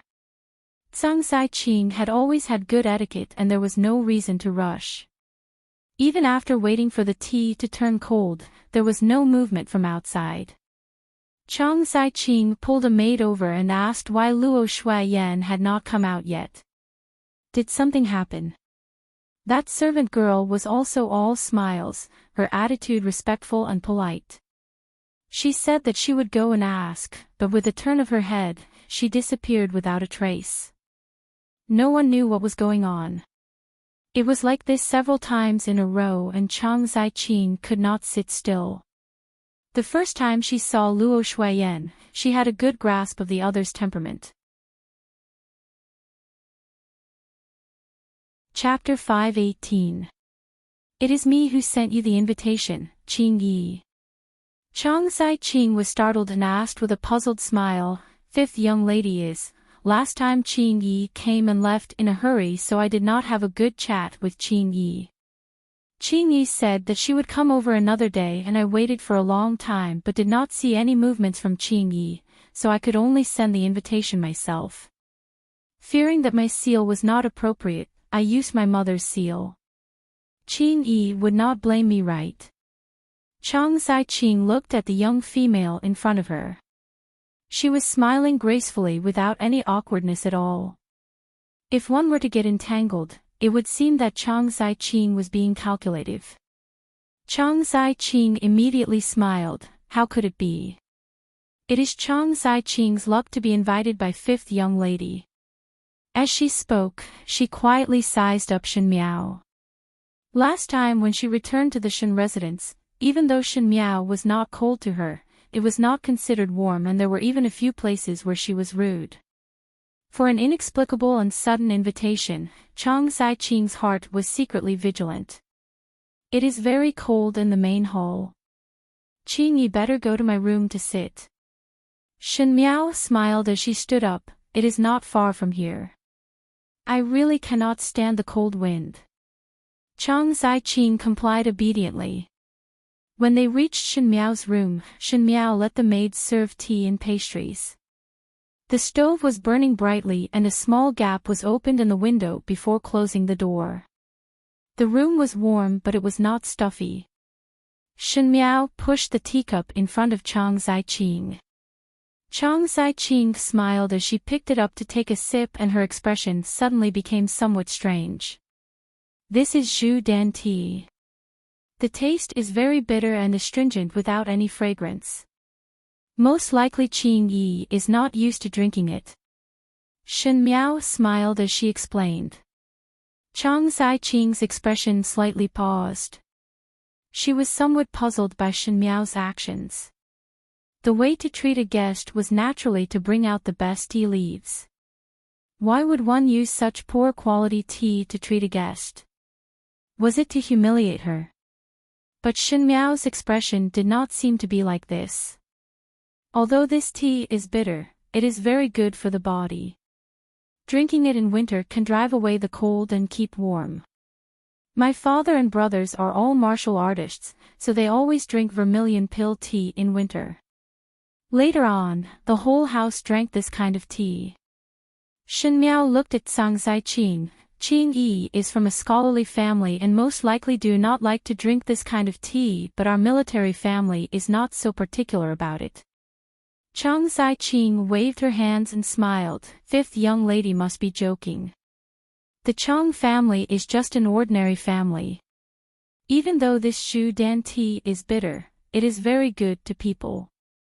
After drinking it for a long time, one would not feel bitter. Shen Miao shook her head. It is easy to force it for a while, but it is difficult to force it for a lifetime. Chang Zai-Ching was surprised for a moment and only felt that there was more to Shen Miao's words and could not help but look at Shen Miao. Shen Miao smiled. Speaking of which, one heard that Qing Yi is currently living in the Shen residence. Are the people in the Shen residence treating Qing Yi well? All are very good. Chang Zai-Ching smiled. They all take good care of me. You and third aunt are like-minded, so you must be very compatible. Shen Miao smiled. Third aunt has always liked to play with words, and in the beginning third Shu was very respectful towards her because of this. One think that you have also seen how well third Shu treats third aunt. In the entire third household, third aunt is the matriarch of the household. She then sighed. It is a pity that third aunt does not have a D son. If there was a D son, one need not be so worried. Chang Zai-Ching had stayed in the Shen residence for so long and naturally knew that because of the matter of the third household not having a son, Chen Roqiu and old Shen Furen were in conflict almost every day. It was just that she did not expect that Shen Miao would actually say such words to her. Shen Miao was after all an unmarried young lady, so it was somewhat awkward to talk about the matters of the third household. However, when Shen Miao spoke, her expression was natural, as if it was not something not worth saying. This made Chang Zai-Ching unable to differentiate whether Shen Miao was precocious or naive. Chapter 5:19. Third Furen is so kind that in the future there will be many children and grandchildren. Chang Zai-Ching followed Shen Miao's words and said, one always loved to compare our first household with the third household. Shen Miao picked up the teacup and blew the tea leaves on the surface before smiling. one is civil and one is military. In the courtyard, there is only one matriarch, but our residence is still all right, as at least there is my eldest brother. My eldest brother is about to reach the age of marrying, and in a few days, one will pick a good marriage in the Ding capital for him. With a sister-in-law and a nephew, this room is considered lively. Shen Miao seemed to be somewhat proud, but in the third household, it is not as lively as our first household. Zhang Zaiqing first thought that Shen Miao was childish and was angry with the third household, but after listening to the complete sentence, she seemed to have thought of something and her expression changed. Correct, in Shen Xian's residence, Luo Shuaiyan was stupid and direct and did not know how to use her heart. The inner courtyard was clean and it was not difficult to tidy it up. But she almost forgot that there was still a Shenqiu. Shenqiu was Luo Shuaiyan's eldest son and was young and promising. If he married a powerful wife, even if she did not fight for it, she would be suppressed by 3 points. Shen Miao saw the change in Zhang Zaiqing's expression and her eyes became slightly cold. In the previous lifetime, Zhang Zaiqing finally stayed in Shen Xian's inner courtyard, and at that time Shen Qiu was already unable to make it. Shen Miao married into the residence of Prince Ding, and there was almost no one in the entire inner courtyard that could be a threat to Zhang Zaiqing. With such smooth sailing, how would Zhang Zaiqing not grasp the opportunity? But now it was different. Shen Qiu was perfectly fine and a healthy eldest son was here, thus the possibility of Zhang Zaiqing becoming a wife was forever empty.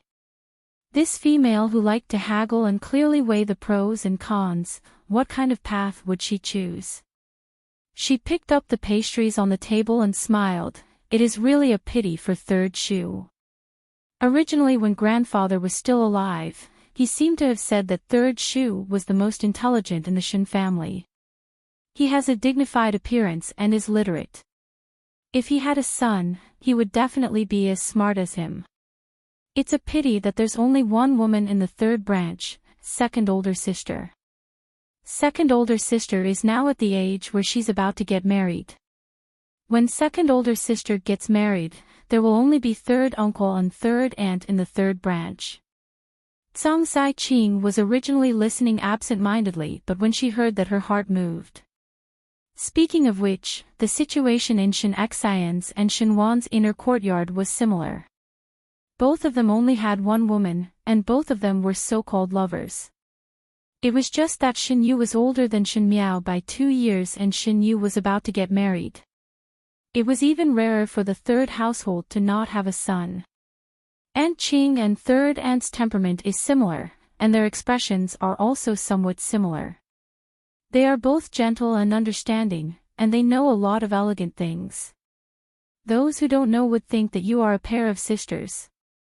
Shen Miao faced Zhang Zaiqing's probing gaze and spoke unhurriedly, but from what I see, Qing Yi is more outstanding than third Shen because Qing Yi is younger. Zhang Zaiqing's lips unconsciously rose. She also knew that the people in the Shen residence compared her with Chen Roqiu.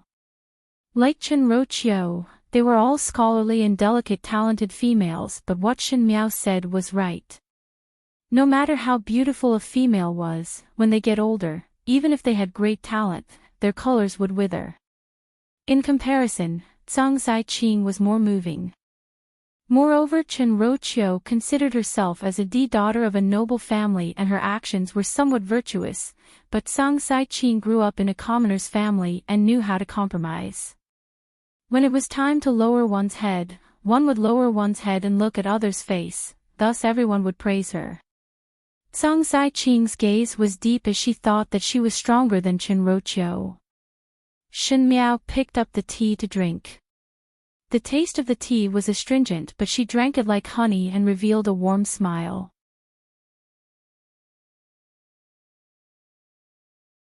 If one could not, then one would treat it as dying here. One feared that one's path back would be sealed and one would see who was spinning a cocoon around themselves.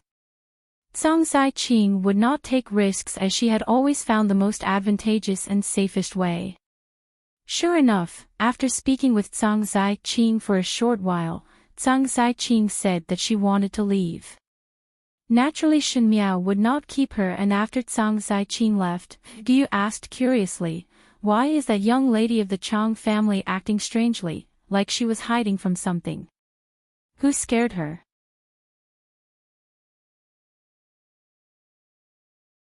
Her light green clothes were simple, but the material was expensive. The refreshing and refined dressing was of a good age and was a sharp contrast with the lifeless Luo Shuiyan. If this person was not Chang Ziqing, who else could it be? At this moment Chang Ziqing was holding the female's hair bun and holding Luo Shuiyan's hand. Older sister still have to get better.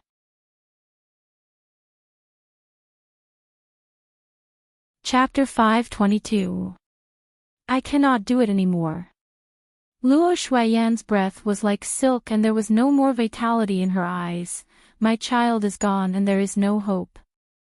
So what if the days are peaceful, wasting these medicinal herbs for no reason? Older sister must not say that. Chang Ziqing said, if fifth young lady knew that you are thinking like this, one do not know how sad her heart would be. Jiao Jiao. Luo Shuiyan's eyes were in pain. Shen Miao took a step forward and wanted to hold Luo Shuiyan's hands but passed through Luo Shuiyan's hands. It was as if she did not exist. Jiao Jiao hates me. Luo Shuiyan closed her eyes, but what can I do? The Shen family cannot be tied together with Prince Ding. Prince Ding can hide from Jiao Jiao but not me. Jiao Jiao now even hates me and Axian and is not even willing to see me. With Prince Ding's current actions, what would Jiao Jiao do in the future? There is no way out. The more she spoke, the more painful her heart became. Suddenly she used a handkerchief to cover her mouth and coughed violently a few times. When she opened the handkerchief again, there were dark red bloodstains on it. Older sister, do not think about it. Chang Ziqing supported her and comforted, fifth young lady is only thinking wrongly for a moment. Perhaps His Highness Prince Ding really treats her well. Moreover, there is no overnight hatred between parents and children. Fifth young lady will understand in the future that this hatred is only temporary. Shen Miao glared at Chang Ziqing. Chang Ziqing's words seemed to be comforting, but in fact it was adding oil to the fire as it confirmed that Shen Miao hated Luo Shuiyan. In the past life when she married Fu Xiuyi, even though she wanted the Shen family to help but Fu Axian was not willing, thus there was some resentment, but it was not worthwhile to say that she hated. Now that Luo Shuiyan was on her last breath, how would she not be distressed when she heard Shen Miao hate her? Shen Miao's eyes blurred for a moment before she saw Chang Ziqing's opposite. There was a female wearing a golden embroidered autumn dress sitting on a chair with an impatient expression. The woman was also young. She had delicate features, but she wore heavy makeup, which made her look a little strange. Shen Miao opened her mouth. Who else could it be if it was not her? Chang Ziqing smiled, fifth young lady must not be angry with Furen. It is just a matter of military strength and it is very important. The general and elder sister probably have their own considerations, that's why they're doing this. We are all one family. Since I have married into the residence of Prince Ding is also half a Shen family. Why would father and mother treat him like an outsider? I know that father and mother did not like me since young, so they left me in the Ding capital and even implicated your highness. Chang Ziqing smiled again, what is fifth young lady saying? Even though the general and older sister are not as close to young lady as eldest young master, but blood is thicker than water. I do not care. The young Shen Miao said arrogantly, it is said that Qing Yinyang is the most intelligent. Can you think of a way for me? Let father and mother agree to lend troops to your highness. Chang Ziqing seemed to be in a difficult position and said after a moment, since fifth young lady is Furen's biological daughter, Furen would definitely love fifth young lady. Not to mention anything else, if Fifth Miss were to complain to Madam, perhaps Madam would agree to Fifth Miss's conditions. If it is really not possible, one can be like that young child and make a fuss. She smiled, but these are all my nonsense. Fifth young lady should reconsider. Shen Miao, who was watching at the side, was already livid with anger. How was Chang Sai-Ching mediating? This was clearly instigating. Shen Miao recalled that in the previous lifetime, Luo Shuaiyan did not tell anyone about her miscarriage. She wanted to wait until the fetus was stable before spreading it out, but who knew that there was a change in the middle? Coincidentally, Prince Ding wanted to borrow troops from Shen Xayan, but Shen Xayan was naturally not willing. Shen Miao looked for Chang Sai-Ching to complain, so Chang Sai-Ching led her to speak and let her be angry with Luo Shuaiyan.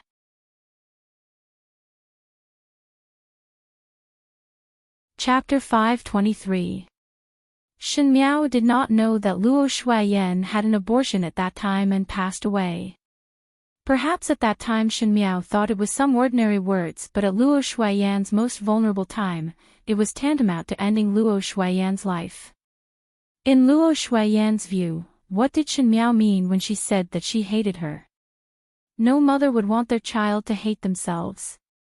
And at the same time when Shen Miao stabbed Luo Shuaiyan, she also said some ambiguous words about how Prince Ding did not treat her well, making Luo Shuaiyan worried.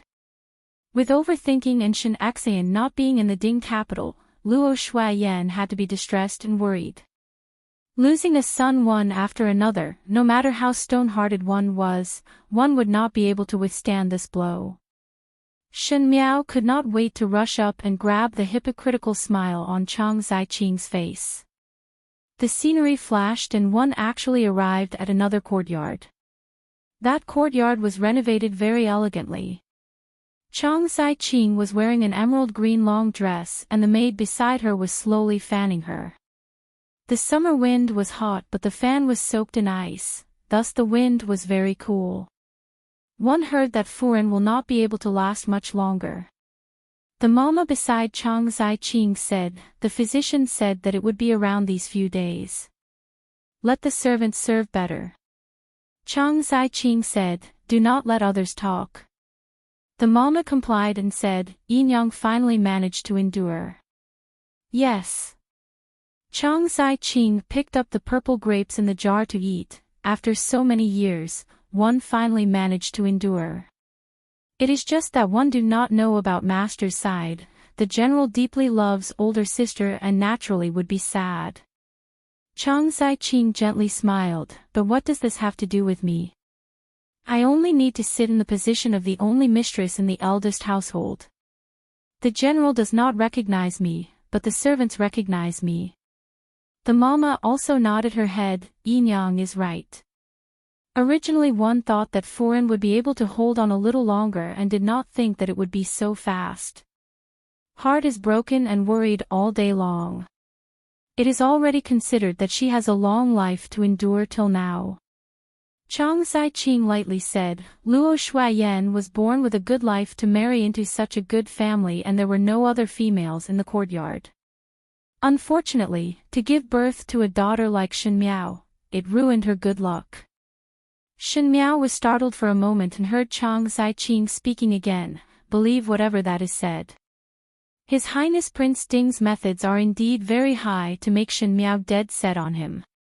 Even father and mother are not wanted. But if it was not that Shen Miao was stupid, how would I be able to have good luck? Shen Miao stood opposite Chang Sai-Ching. It was a hot summer day but her heart was like an ice house. Shen Miao did not even know that the New Year's gifts and food that Shen Miao sent from Prince Ding's residence were all tampered with.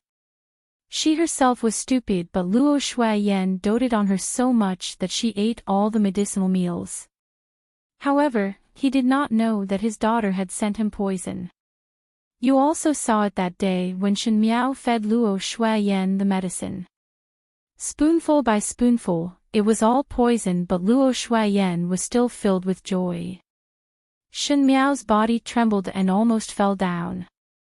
At that time, in order to help Fu Xiu-yi to convince Shen Xan, she wanted to please Luo Shuiyan, so she ordered people to buy medicinal herbs and learn how to make medicinal cuisine and return to the Shen residence to cook it for Luo Shuiyan to eat.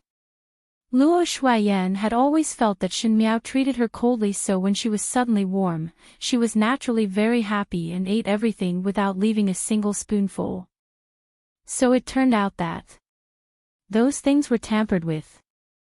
Luo Shuiyan would not suspect that her own daughter would harm people, but Shen Miao did not think that at that time, the people around her already had the opportunity.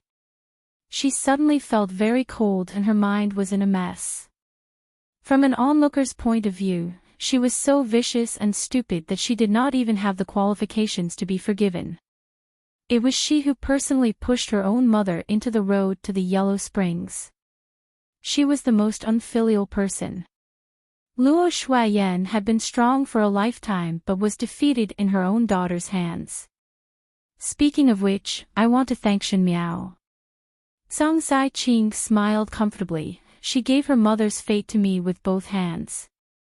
From now on, I have the final say in the Shen family's inner courtyard. Luo Shuiyan did not lose anything in this lifetime, and if one were to talk about the biggest mistake she made, it would most likely be giving birth to Shen Miao. Shen Miao is indeed a harmful person. Suddenly there were maids rushing over from a distance and their shadows were pulled into a long line under the summer sun. That voice was also sluggish and had beads of sweat on it. They said, "Chang Yinyang, Furen just breathed her last. Furen is gone. Furen is gone." There was a rumble of thunder as it spread out between heaven and earth, lighting up the Ding capital in the night. The sound of the rain and the thunder and lightning completely covered up the cries of the people in the room. Shen Miao's face was full of tears as she screamed, "Mother, mother, it is my fault. It is my fault. I should not like Fu Xiu-yi. I will not like him anymore. It is my fault. It is my fault. Mother." At the side of the bed, the winter's thunder shone on her pale face, making her look as miserable and desperate as a ghost. The purple-clad youth stood at the side of the bed and stared at Shen Miao with a complicated expression as she kept struggling in the nightmare. After a moment, the person finally sighed slightly and stretched out his hand.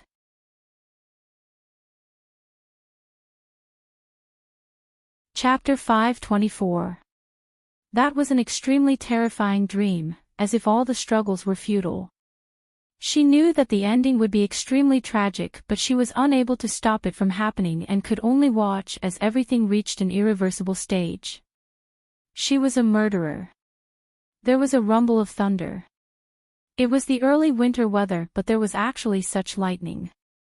Shen Miao sat up quietly in her dream and gasped for breath. Her hands unconsciously grabbed onto something and felt that someone was gently patting her back. The strength of that hand was gentle and had a reassuring strength. She leaned in the other person's embrace and grabbed her neck. She only felt that her face was full of sweat and she was almost out of breath. That person had a good temper and allowed her to curl up. He paused for a moment before reaching out to the back of Shen Miao's head and pressed her into his embrace. Shen Miao's body trembled so much that she bit his shoulder.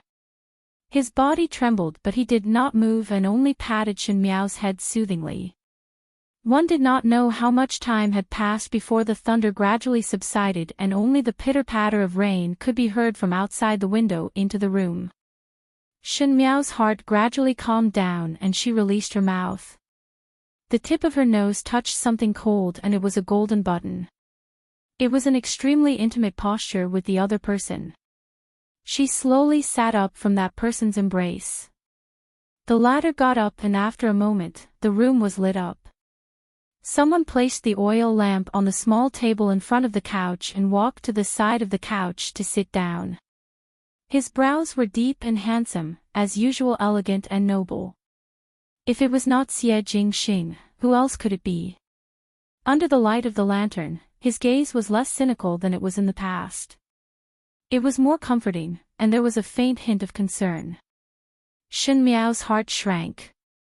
She was addicted to a terrible nightmare and could not wake up. That dream was not only like a dream, it was as if it really happened. She was bewildered by the terrible truth and momentarily lost her composure. Touching something warm was like a drowning person grabbing onto a life-saving straw, and would not let go. But she had forgotten that in the middle of the night, the other person's arrival was a matter worth pondering over. The secret that she had always locked up seemed to have a crack at this moment, and she was facing the most astute hunter. Xie Jingxing's eyes were like torches, and one fear that he would be able to guess something from just a few words. What did you dream about? Xie Jingxing cut off the excess wick in the oil lamp. Even such a simple action, when done by him, looked like a perfect silhouette under the lamp, pleasing to the eye. It is only a nightmare, Shen Miao said as her eyes hung down. However, her voice was still unnatural for a moment. Xie Jingxing paused and turned to look at her. You also have times when you are afraid. Anger suddenly rose in Shen Miao's heart as she said, I am not your Highness Prince Rui, and it is already hard to survive in this world. Naturally there would be times when one is afraid. Xie Jingxing looked at him. His eyes were very beautiful, and the shape was the most beautiful peach blossom eyes. Usually, he was a bit frivolous and a bit serious, making it hard for people to tell if he was sincere or not, but it could also make women drown in his moving eyes. But now that he was facing Shen Miao, his pair of eyes were like the autumn waters, as deep as black jade, making it hard for one to detect the emotions within.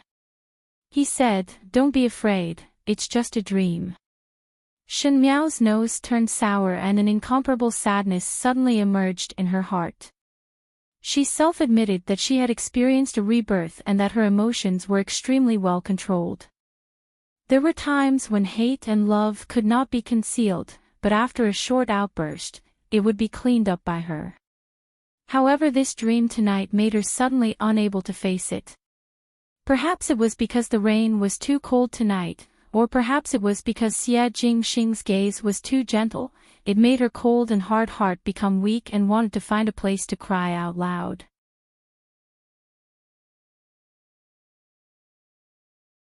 Chapter 525. She felt a blur in front of her eyes and something was on her face.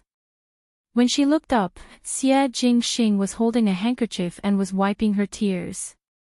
She finally cried out.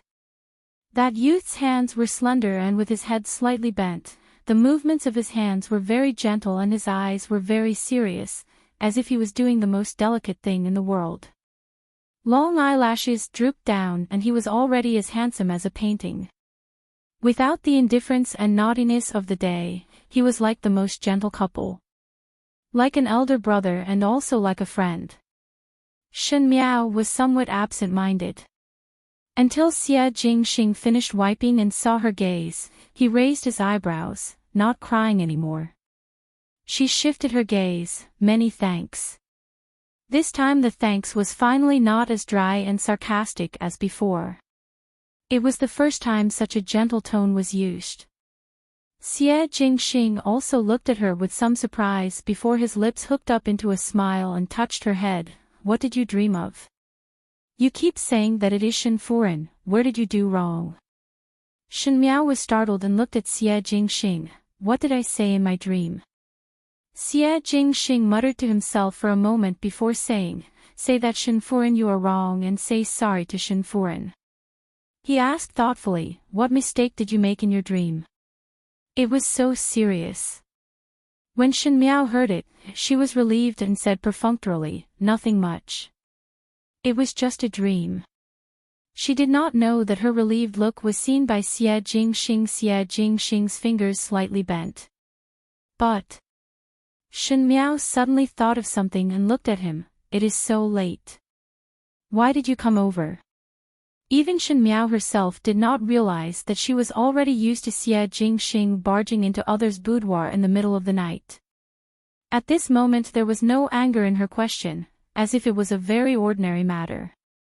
Xie Jingxing took out a letter from his sleeves, originally intended to give you a gift. Shen Miao looked at him inexplicably before taking the letter and was surprised when she saw it.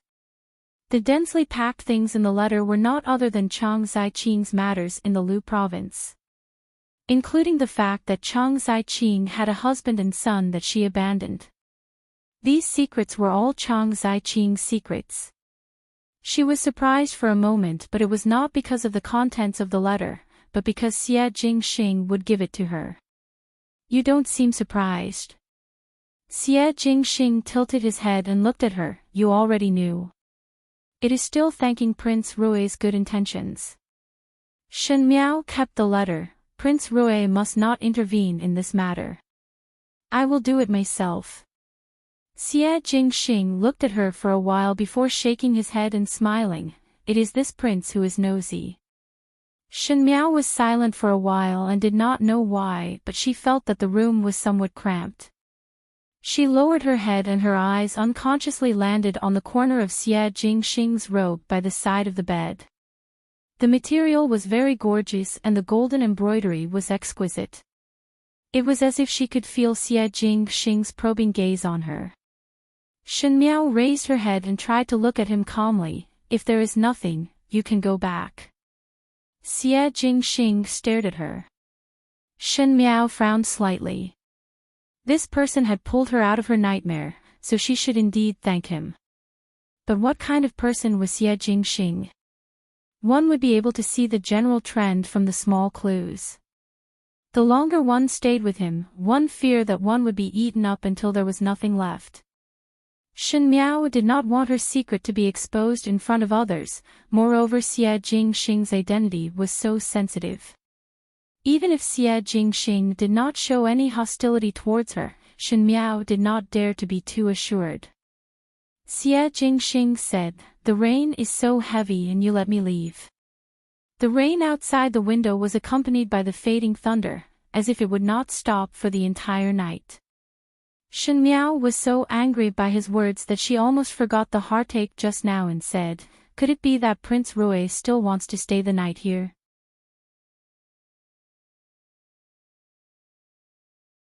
Chapter 526. Xie Jingxing's eyebrows moved. Good idea. Xie Jingxing. Shen Miao cried out. You call me by my Xiao name smoothly. Xie Jingxing stuffed the handkerchief that he used to wipe Shen Miao's tears into her hands. Sleep. I will leave once the rain stops. Shen Miao was so exasperated that the charming atmosphere in the room disappeared in an instant. How would there be a young lady sleeping with a strange male watching over her? What kind of shameful matter was this? Xie Jingxing did such unruly things all day long. With Prince Rui here, I cannot sleep. Shen Miao looked at him expressionlessly. With Xie Jingxing's interruption, the depression that she had because of Chang Ziqing dissipated by a lot and even her face relaxed a lot. Xie Jingxing reached out to lift her chin and forced Shen Miao to stare at his eyes as he said slowly, "Look clearly. This prince is of royal blood and has the aura of a true dragon. With this prince staying in your room, demons and monsters would not dare to come, so you would not have nightmares." Shen Miao laughed instead of getting angry and broke free from his hand. So to say, I should still thank Prince Rui. Correct. Shen Miao glared at Xie Jingxing, but her mood gradually relaxed. Xie Jingxing did not ask her anything else, and no matter if Xie Jingxing really did not guess it or pretended not to ask, it made her feel that she had escaped a calamity. Now she did not have any energy to deal with other people, and Xie Jingxing did not say anything but help. Just like this kind of sarcasm, it was insignificant. Xie Jingxing walked to the window and pulled it open to prevent the rain from coming in. He walked to the table not far from the couch and sat down. He casually picked up a book and looked like he was going to sit down and read. He did not even turn his head back as he said, "With this prince here, you can rest assured and sleep." Shen Miao moved her lips and wanted to say something, but in the end she did not say anything. The wind and rain outside were cold and the lightning was frightening. She wrapped herself in the bedding and only her head was exposed, but her eyes unconsciously looked at the person at the table.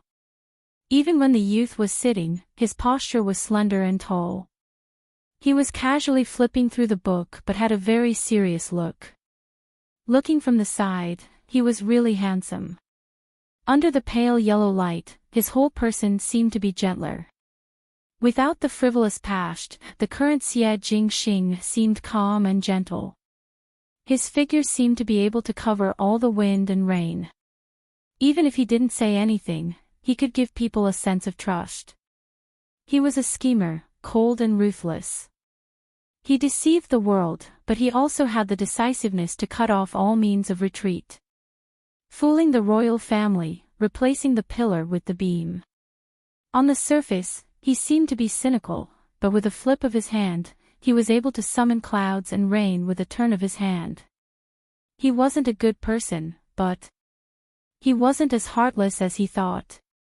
Shen Miao's mood, in the wind and rain outside, that little bit of sorrow and pain seemed to be covered under the light of the lamp as she slowly closed her eyes.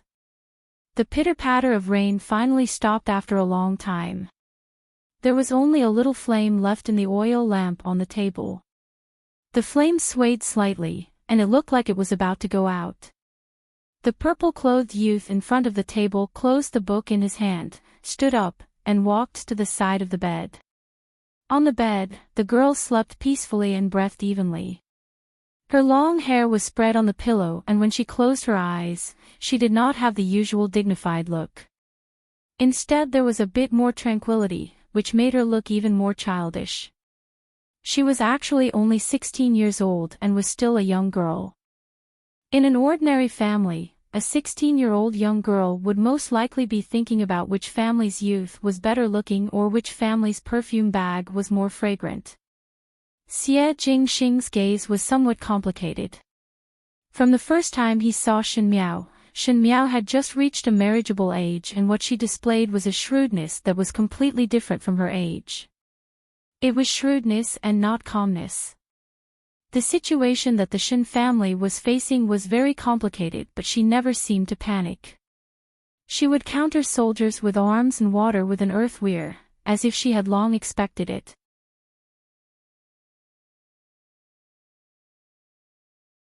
Chapter 527. However, she was after all a young lady, just like her little name. Shen Jiao should have been pampered to grow up, but she had to be forced to grow up. Never showing weakness did not mean that there was no weakness. For example, just now when she woke up from a nightmare, the despair in her eyes was enough to shock one. She grabbed onto his clothes and her entire body was trembling, as if she had experienced a huge horror, but in an instant, she returned to her usual dignified appearance. They were like wounded beasts that had to show off their strength at all times, because once their wounds were discovered by their enemies, they would be mercilessly slaughtered without holding back. Xie Jingxing was confused. He was not a good person and had a ruthlessness that ordinary people did not have, but every time he faced Shen Miao, he would always leave some leeway. From the first time he saw Shen Miao, in fact his attitude was one of concession. He was letting her. But he did not know what was the reason. It was as if he deliberately said that the rain did not stop, just to watch her sleep. She was obviously very afraid but still wanted to be brave, so he could only pretend that he did not know. When the rain stopped, he tucked the cup in for Shen Miao and put down the curtain before leaving the room. On the bed, Shen Miao's eyelashes slightly moved, but she did not open her eyes. The residence that was separated by a wall from the Shen mansion had now been bought by Prince Rui. Xie Jingxing walked out from inside and Tai Yi and Nan Qi, who were waiting outside, quickly followed. The invitation from the palace has been accepted again, Xie Jingxing said. Tai Yi was surprised for a moment. Did not master say not to go? Changed mind. Xie Jingxing swept a glance at him. Tai Yi quickly agreed, but his heart was filled with doubts. That invitation was sent by a few princes in the palace. Xie Jingxing did not want to get involved with the princes of Ming Qi and the crown prince of the Great Qin, so he directly rejected it. Why did he suddenly think of it now? Tai Yi carefully looked at his master and only felt that Xie Jingxing's eyes were filled with coldness, and his heart was even more puzzled. Xie Jingxing's eyes were slightly cold. In Shen Miao's dream, not only Luo Shuiyan's name was called, Prince Ding, Fu Xiu-yi was also called. Don't like Fu Xiu-yi anymore. A mocking smile suddenly appeared on the corners of his mouth. Like? The word liked was always an eyesore to others. The thunder and winter in the Ding capital made the second day quickly turn cold. It was as if winter had arrived overnight. Everyone was talking about the heavy rain last night, which was rather abrupt. One did not expect that the rain would come so suddenly and had forgotten about the flowers and plants in the courtyard. When the painting was about to start, a few pots were broken.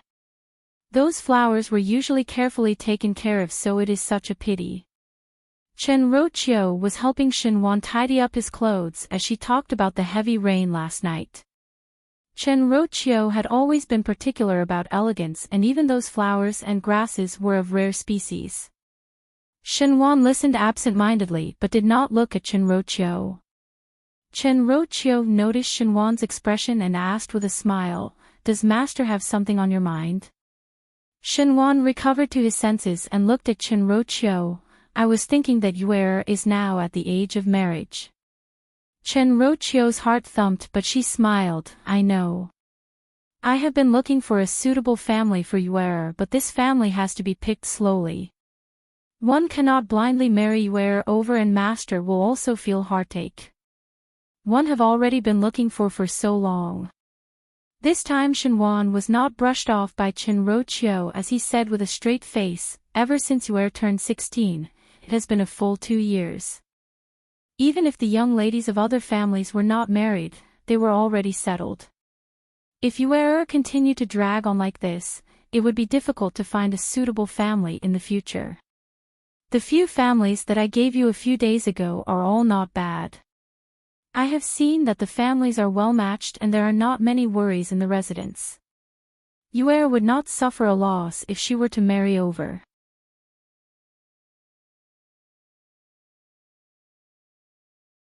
Chapter 528. Even so, Chen Roqiu forced a smile. "It is just that in this short period of time, one must let Yuer familiarize with it. It's been 2 years. Every time I talk to her about family, she always refuses." Xinhuan's gaze was sharp as he said, "Even though our residence is not bad, but Yuer's ambitions are too high. If we have any ideas that we shouldn't have and lose our entire branch, then the gains won't make up for the losses." Xinhuan's gaze was meaningful and Chen Roqiu's heart jumped. Xinhuan was not a fool, and since Xinyu did not marry this or that all day long, as a father, he would naturally have doubts. The person that Xinyu admired was Prince Ding, Fu Xiu-yi. If Xinhuan knew about it, one feared that he would not spare Xinyu. Some people are not people that we can climb up to. Xinhuan's words had a hidden meaning. It is better to let Yuer's feet be on the ground and cut off any thoughts that she should not have as early as possible. Otherwise, it'll be too late to get out of this deep hole. Chen Roqiu broke out in cold sweat. After being husband and wife with Xinhuan for so many years, at this moment she could almost conclude that Xinhuan definitely knew about Xinyu's thoughts. But Chen Roqiu was very clear of Xinyu's temperament. In the beginning, when Shen Miao was still around, Xinyu's heart was on Prince Ding. Now that Shen Miao was gone, one feared that Xinyu would not give up to marry Xinyu to others. One feared that Xinyu would not agree even if she died. But Master Chen Roqiu still wanted to fight for Xinyu. Yuer is still young and some matters cannot be rushed. You used to love her dearly. Can't you be more understanding this time? Xinhuan took a deep breath and looked at Chen Roqiu with some disappointment in his eyes. He said, "Madam has always seen the big picture, why can't you see it clearly until now?" Prince Ding was not as simple as he looked on the surface. In the past, when the first household was still around, the Shen family held the military power and perhaps Prince Ding had some scruples. Now that the first household has separated from the family, second older brother and I are both civil officials and have smooth careers, so Prince Ding would not pay much attention to us. When Prince Ding married, he would definitely marry a wife that was beneficial to his clan. You didn't mean much to him, so how could he let you be his wife? At most, she would be a concubine. Even if you won his favor, how could a side concubine compete with the main wife with such a huge background? At that time, the one who will suffer is still you, When Chen Roqiu heard it, she broke out in cold sweat. She originally thought that Shen Wan did not approve of Shen Yu marrying Prince Ding because in the fight for the throne, he was not optimistic about Prince Ding. But now it seemed that Shen Wan's evaluation of Prince Ding was not that of an ordinary man but one who knew how to weigh the pros and cons. It was difficult for such a man to have sincerity. Even if he had sincerity, Chen Roqiu was not willing to watch her daughter being subservient to other women. She said, "So that's how it is. It was I who didn't think it through. Master is always thinking of you, yet I still blame Master. It's all this concubine's fault. I don't blame you either." Shen Wan sighed. Yuera's current temperament is more arrogant and willful than before. You have to let her tidy herself up properly so that there won't be more trouble in the future. I've already ordered my subordinates to compile the names of the disciples from the good families in the capital into a booklet. I'll have someone send it to you later. Pick some of them and let Yuera meet them another day. After a pause, he said, "This matter really cannot be dragged on." Chen Roqiu just got to know of the matter and this time she stood on the same side as Shen Wan, thus she immediately agreed. After Shen Wan went to court, the booklet was sent back. Chen Roqiu carefully counted them and if she felt that it was suitable, she would make a mark. She actually really intended to let Shen Yu meet them. But she did not see that in Qiu Shui Yuan, among the maids who were sweeping the courtyard, there were some who quietly put down the work in their hands and went out.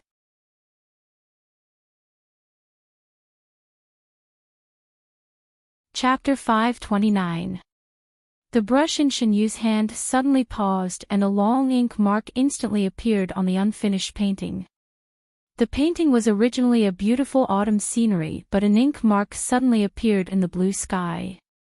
But she did not take it to heart and instead questioned the maid in front of her in a flustered and exasperated manner. "What did you say?" "Mother is going to choose a husband for me," replying to second young lady.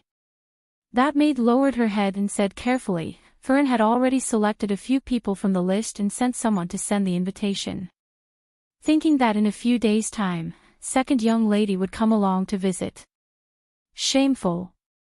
Shen Yu threw the brush down in a flustered and exasperated manner. One did not know who she was scolding. Her original gentle and elegant appearance was now gone and the surrounding maids did not dare to breathe loudly. Everyone knew that this second young lady looked gentle and weak but would not show any mercy when dealing with servants that she could not stand. Shen Yu revealed an irritated look. She was now 18 years old. At 18 years of age, she could marry in the Ding capital and even if she was not married, she would have already settled down with someone. But until now she had not betrothed to anyone. She was a talented female with unlimited talent and good looks. She had a gentle and intelligent temperament and there were countless males that liked her but she only wanted to marry one person and that was Fu Xiu-yi. Prince Ding Fu Xiu-yi was the youngest among the princes and also the one that had not married a consort. In the beginning, Shen Miao fell in love with Fu Xiu-yi at first sight and was bewitched by Fu Xiu-yi's charm. How would one know that Shen Yu was not the same? Perhaps that kind of male was born to dazzle others. He did not have the eccentric temperament of the princes and was young and handsome. He was of noble descent and was most probably the most distinguished male in Ming Qi other than the emperor. Shin Yu had always felt that only she was worthy of Fu Xiu-yi. So at the beginning when Shin Miao shamelessly announced her love for Fu Xiu-yi to the public, Shin Yu felt that Shin Miao was insulting her own sweetheart. Fortunately Fu Xiu-yi was extremely cold to Shin Miao, and until now, there was nothing between Shin Miao and Fu Xiu-yi which made Shin Yu sigh in relief. In the beginning she eavesdropped on Shin Wan and Shin Gui's conversation and said that it was possible that Fu Xiu-yi married Shin Miao in order to obtain Shin Xian's military power. She was uneasy for a long time and wished that Shin Miao did not exist in this world. Fortunately Shin Miao gave up on her own. Now that there was no Shin Miao to compete with her, why did her own parents come to force her? I'm going to tell my mother that I'm not getting married. I will not marry. Shin Yu stood up and randomly swept the brush, ink, paper and inkstone on the table. It was obvious that she was very angry. The surrounding maids quickly knelt on the ground, but no one dared to dissuade her. On the other side, someone in Kai Yun Court also heard the commotion. Kai Yun Court was much more desolate than it had been 2 years ago. Ever since Ren Wanyun's death, Shin Gui had hurt the roots of his descendants. Old Shin Furen was furious and did not allow Shin Gui to bring any messy females back to the residence. Shin Gui smashed a broken pot and knew that he would no longer be able to have children with females in this lifetime. When he returned to the residence and looked at the courtyard, he felt annoyed and simply wandered to the brothel every day. Other than the servants, there were only Wan Yinyang and Shin Dongling left in Kai Yun Court. Shin Gui once had 2 sons, and compared to the third household, it could be considered as having a flourishing number of heirs, but unfortunately, there was only a Shu daughter left. In any case, Shin Dongling was Shin Gui's only bloodline, thus the servants started to respect Shin Dongling and Wan Yinyang. What's all that noise out there? Wan Yinyang, who was doing needlework, raised her head. These 2 years she had been living well, and as compared to the yes man in the past, she looked much more unyielding. The young maid at the door said, replying to Yinyang, it is second young lady throwing a tantrum because of third Furen choosing a son-in-law for her and is currently rushing over to Chiu Shui Yuan. With a cheat sound, Wan Yinyang laughed out loud and shook her head. This second young lady and younger sister will get angry because of this matter. She suddenly thought of something and her eyes dimmed. Really, one does not know how fortunate one is. Her Shin Dongling was also a young lady of the Shin residence and her age was not much different from Shin Yu. But old Shin Furen did not look at the Shu daughter and Shin Gui did not care about the matters in the courtyard. Shin Dongling's status was not high, and after such a long time, there were very few people who came to talk about marriage. Even if there were, they were all inexplicable families and one would know that they were not good people. She was worried about Shin Dongling's marriage on this end, but Shin Yu was dissatisfied that there were people managing her. Reincarnating was indeed a matter of accumulating good karma. Just as she was thinking, she saw Shin Dongling standing up from behind the screen. She had grown a lot and her figure was slender. With her sharp brows and sharp eyes, she had the same graceful bearing that Wan Yinyang had when she sang the role. Where are you going? Wan Yinyang casually asked. Shin Dongling said, isn't Yinyang always worried about my marriage? Wan Yinyang was surprised for a moment as she did not know what she meant. I waited for 2 years and now this opportunity has come. Shin Dongling said.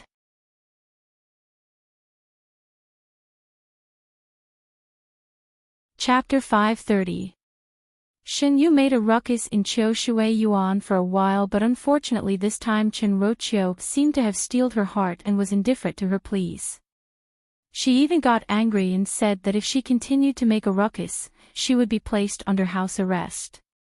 Shin Yu's heart was really flustered, but Chen Roqiu no longer bothered about her, and when she left Chiu Shui Yuan, she was filled with anger and anxiety. One saw a few people walking out of Kai Yun Yuan, and when the blue-clad young female in the lead saw her, she was startled for a moment before going forward and said, second older sister. Shin Yu swept a glance at that female and made a "n" sound, but her attitude was somewhat cold. This female was not someone else but the Shu daughter of the second household, Shin Dongling. In the past, Shin Dongling was suppressed by Ren Wanyun and would not leave the courtyard all year round. Even the servants in the Shin residence did not recognize her. Ever since Ren Wanyun's death, Shin Gue was diagnosed to be unable to have an heir, and Shin Dongling became the only bloodline of the second household. But even so, Shin Yu treated her gently on the surface, but in fact she looked down on Shin Dongling's background. Even if it was the bloodline, it could not change the fact that Shin Dongling was a Shu daughter. If one were to say that Shin Yu was jealous and resentful toward Shin Miao, then toward Shin Dongling, there was no hesitation of contempt. Shin Dongling, however, did not seem to see her cold eyes and still smiled. I intend to spin a few bolts of silk to make silk cloth. A few days ago Enyang was talking about the patterns that are currently popular. Just happened to draw a few patterns. Does second older sister want some? Her words had a sense of fawning. No need. Shin Yu said. Even though she was given a cold shoulder, Shin Dongling still said in a good temper, forget it like this. Originally one wanted to make a few for second older sister. Shin Yu was somewhat impatient. Currently she was worried about the matter of Chin Rochio choosing a husband for her, so how could she care so much? But seeing Shin Dongling lowering her head and revealing a white neck, her heart slightly paused. She withdrew her hand and carefully sized up Shin Dongling. Shin Dongling and Shin Yu's age difference was only half a year. If one were to say that among the original daughters of the Shin family, Shin Qing was generous, Shin Yu was elegant, and Shin Miao was delicate and pretty, the three of them had the unique temperament of a Di daughter, then Shin Dongling had the unique charm of a Shu daughter.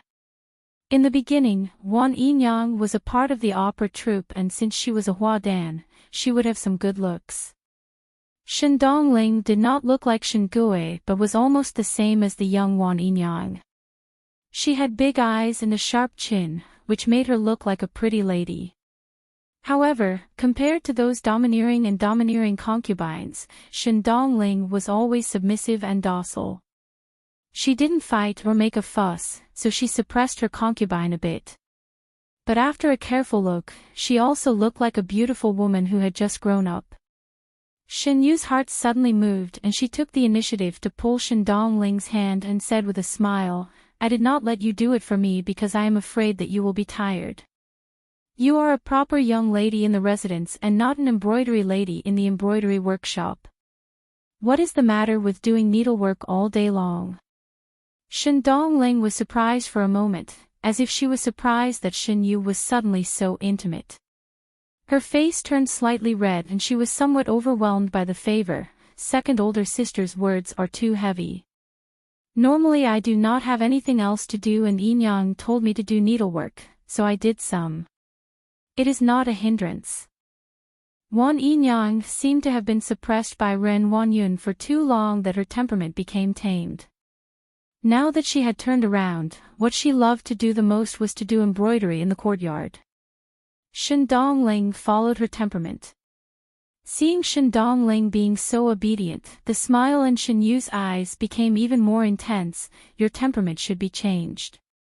It is a good thing to be honest and love to do embroidery, but which young lady would do it all day long? Tomorrow I will go to the jewelry shop to pick some jewelry. Come along with me. There are some new styles this year and perhaps you will like it. If you see anything, I will gift it to you.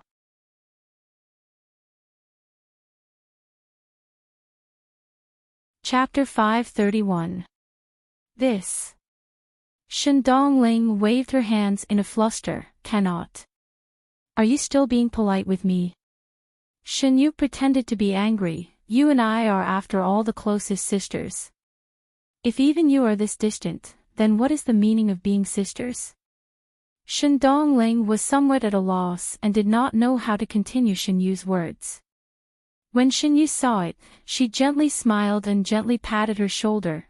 Third younger sister is still this timid and has a temperament that makes one's heart ache. Alright, I still have some matters and will not talk to you anymore. Tomorrow let the maids go to Kai Yun Yuan to look for you and follow me to the jewelry shop. There was an unquestionable tone in her words. Shen Dongling nodded her head and accepted. After Shen Yu and entourage gradually walked far away, the maid beside Shen Dongling, Wu Mei said, "What is the meaning of this second young lady? One moment it is cold and the next moment it is hot.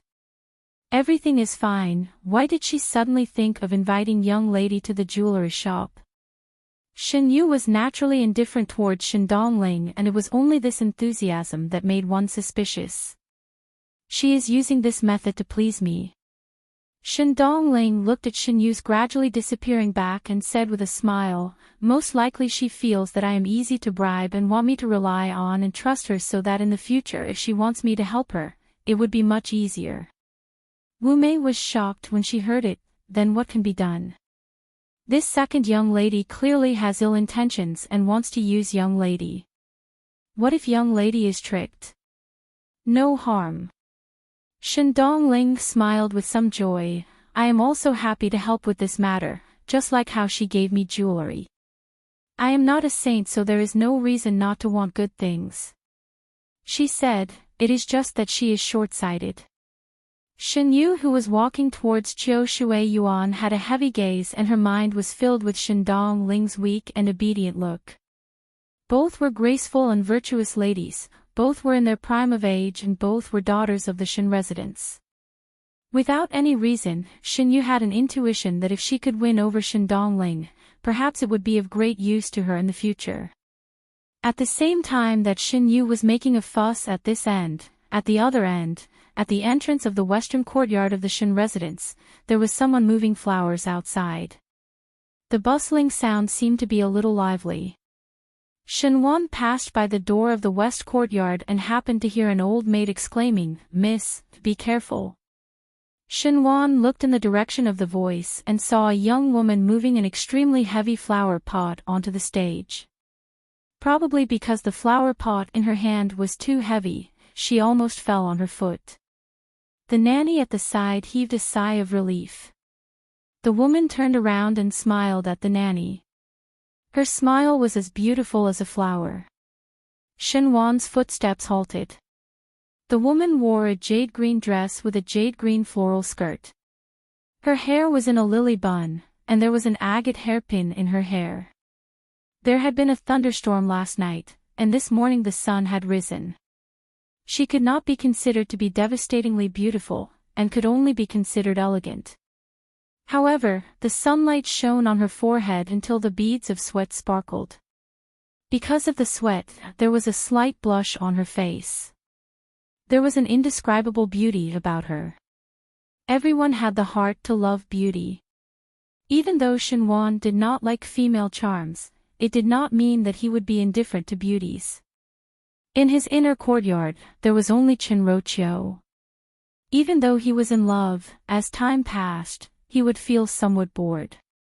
But now that he saw this beauty in the midst of heaven and earth, naturally he could not help but stop. It was like admiring a painting or a poem that he liked.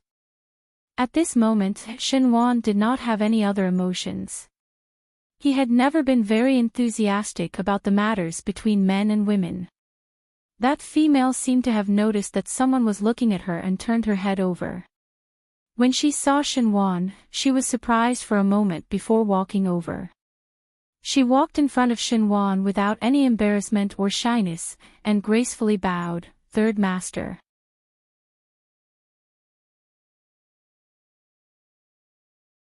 Chapter 532. Shen Wan swept a glance at her and suddenly realized her identity before saying, "Young Lady Chang."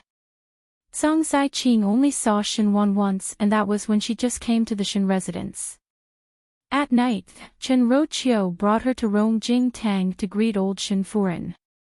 The lights were dim at night and everyone were thinking about the matters of the day, thus Shen Wan did not pay attention to Zhang Zaiqing. One did not expect that upon closer look, it was a rare beauty with such temperament. Thinking that Ro and Sang Zai-Ching seemed to be on good terms, his attitude became more intimate. "What is young Lady Chang doing?" Wan asked with a smile. Sang Zai-Ching turned back to look at the flower terrace at the courtyard entrance and smiled. "It rained last night and many of the flowers were drenched and damaged by the wind. I am bandaging them." Bandaging? Wan was somewhat curious and asked, "How to bandage flowers?" Sang Zai-Ching gently smiled. "Third master, just watch." Wan walked over to the flower terrace to take a look and indeed saw those scattered flowers. Some were wrapped in cloth strips and some were smeared with something like medicine, but it was carefully arranged neatly. There were some scissors and cloth strips around, and there was a flower that was broken in half, but it was actually connected back together. "You really have a heart." Wan sighed. "It is rare to be willing to put in effort." After the thunderstorm last night, the flowers and plants were inevitably damaged. Even Ro, who loved flowers, felt it was a pity before throwing away those flowers and plants. The flowers and plants that were destroyed were no longer as beautiful as before, and it was annoying to keep them. One did not think that Sang Zai-Ching was willing to take care of these flowers and plants. Not only did she not throw them away, she even bandaged them properly. Flowers and plants also have life. Sang Zai-Ching smiled. "Since one say that one love flowers, one cannot forget one's original intention upon encountering such a matter. All living things have a spirit and one cannot be a person who says one's mind is different. Keep on saying that one love flowers and plants, but one cannot even do such a small matter." Sang Zai-Ching said straightforwardly. "Moreover, it is just a matter of moving one's hands.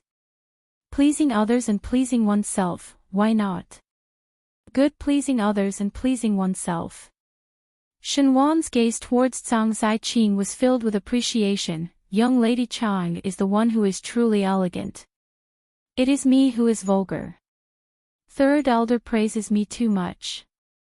Sang Zai-Ching teased. "Everyone are common people and I also have selfish motives. If I can raise the flowers and plants well, in the future I will feel more at ease living in the residence. There's always something we can do."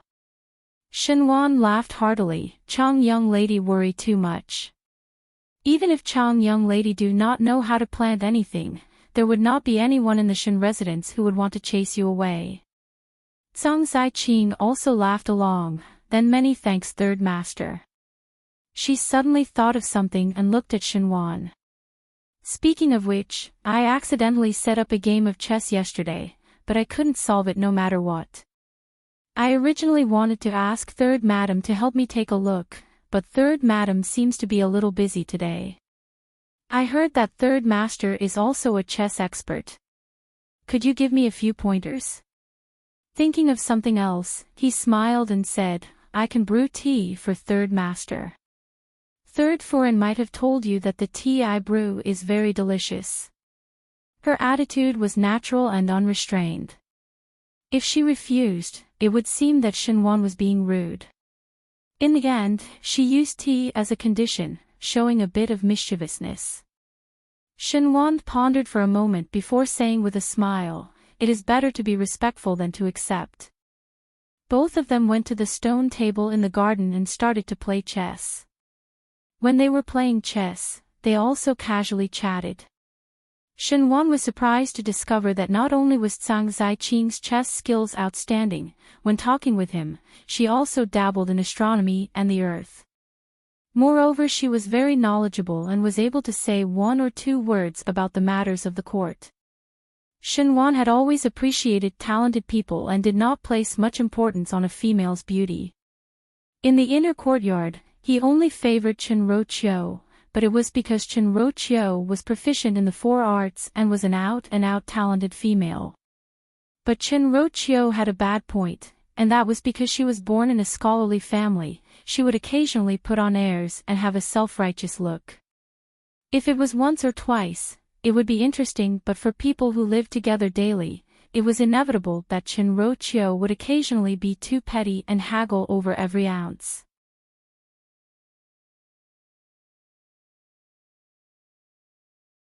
Chapter 533. Zhang Zaiqing was very different.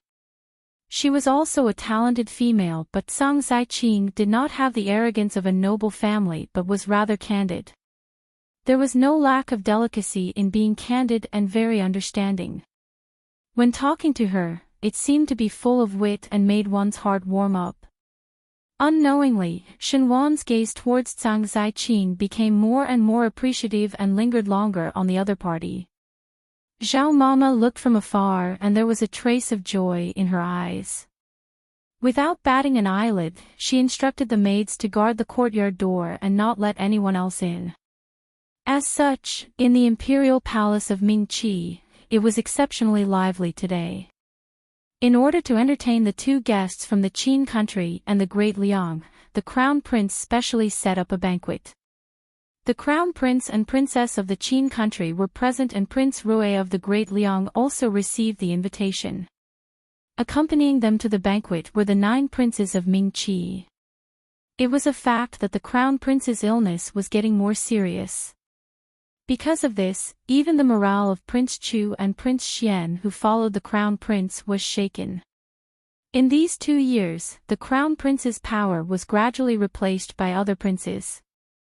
Almost everyone tacitly agreed on one fact, that the Crown Prince's position would not last for long. The Crown Prince himself also realized that in these 2 years, he did not participate much in the matters of the court. It was not that he did not want to participate, but there were too few people following him. In contrast, Prince Shou and Prince Jing and Prince Li's faction were becoming more prominent.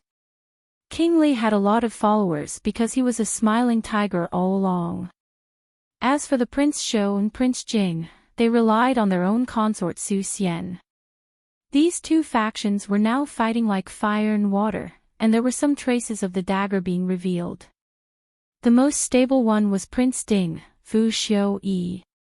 Prince Ding also participated in the court matters in these 2 years, but most of the matters he participated in were very tactful, as if it was to deliberately show that he had no ambition. These were all trivial matters, but even so, Emperor Wenhui was very satisfied with him. It was also because he showed this neutrality and calmness that no matter if it was the Crown Prince, Prince Shou, or Prince Li, they did not deliberately suppress him. Prince Ding was the safest person. In the hall, the Crown Prince smiled and raised his cup. Everyone came from afar. One should really celebrate. Huangfu Hao sat next to the Crown Prince, raised his cup and clinked it with the Crown Prince. He said with a smile, "Many thanks for the Crown Prince's hospitality." Beside Huangfu Hao sat Princess Mingyan. After being grounded by Huangfu Hao for a few days, Princess Mingyan was finally released. Today, she was also dressed up, and she looked at the purple-robed youth sitting opposite her with a loving expression. Unfortunately, the falling flower had a yearning, but the heartless brook was heartless. Prince Rui's face was half covered, but his eyes did not look at her at all. However, he did not look at the Crown Prince. Instead, he stared at the wine cup, and no one knew what he was thinking. The Crown Prince smiled and asked, "Why does Prince Rui not drink wine? Is the wine not to your liking?" Prince Rui's lips hooked up. One's body is not well and should not drink alcohol. It was an undisguised slap to the face. Even though this Prince Rui had been mysterious ever since he came to Mingqi, and one could not see any clue from his attitude towards Mingqi, but the etiquette was complete. Today, everyone present could not help but have a thought in their hearts. Prince Rui of the Great Liang seemed to be somewhat unhappy. But out of nowhere, who had provoked him? There was some awkwardness on the Crown Prince's face. Fu Xiu-yi opened his mouth. "Since that is the case, Your Highness Prince Rui will use tea to replace wine. Someone come and serve tea to Prince Rui." Fu Xiu-yi opened his mouth and continued the Crown Prince's words. The Crown Prince's expression became better and was somewhat grateful to Fu Xiu-yi. The rest of the princes were in agreement with Fu Xiu-yi's words. Even though Prince Rui's background was not small, no one was willing to be submissive in front of other countries. Fu Xiuyi's unyielding and polite words had given Ming Qi a lot of face.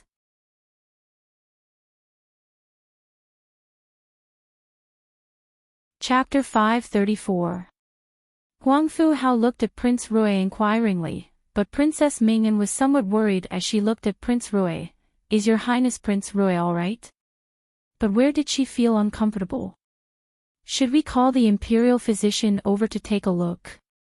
When Huang Fu Hao heard this, his face immediately sank. He looked at Princess Ming'an fiercely. Forget about Princess Ming'an's usual arrogance, but now in front of so many princes of Ming Qi to show her infatuation with Prince Rui, was this not rushing to be seen as a joke? Moreover, Huang Fu Hao was also a male, and a male understood a male's mind the best. The way Prince Rui looked at Princess Ming'an, it was obvious that there was some impatience.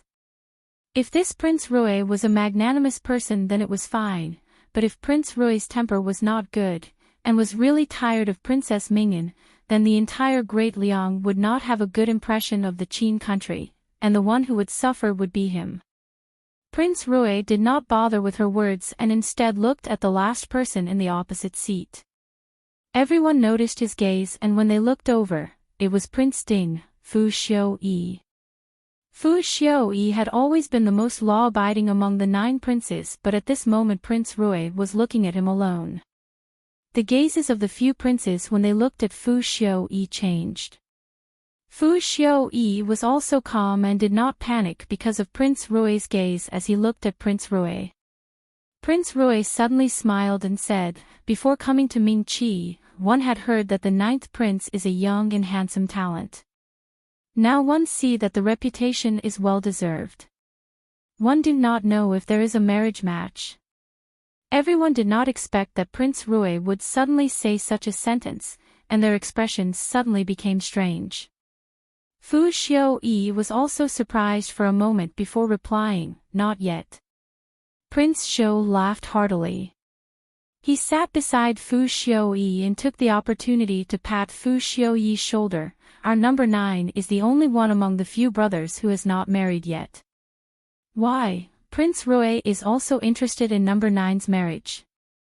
The lips under Prince Rui's mask hooked up as he leisurely said, "There are also many princesses of suitable age in the Great Liang Palace." When this prince saw the 9th prince, one felt that one hit it off and have the heart to form a good relationship with Qin and Jin. As soon as he said that, the expressions of everyone present changed drastically. The meaning of Prince Rui's words was that he actually wanted to be in-laws with Fu Xiuyi.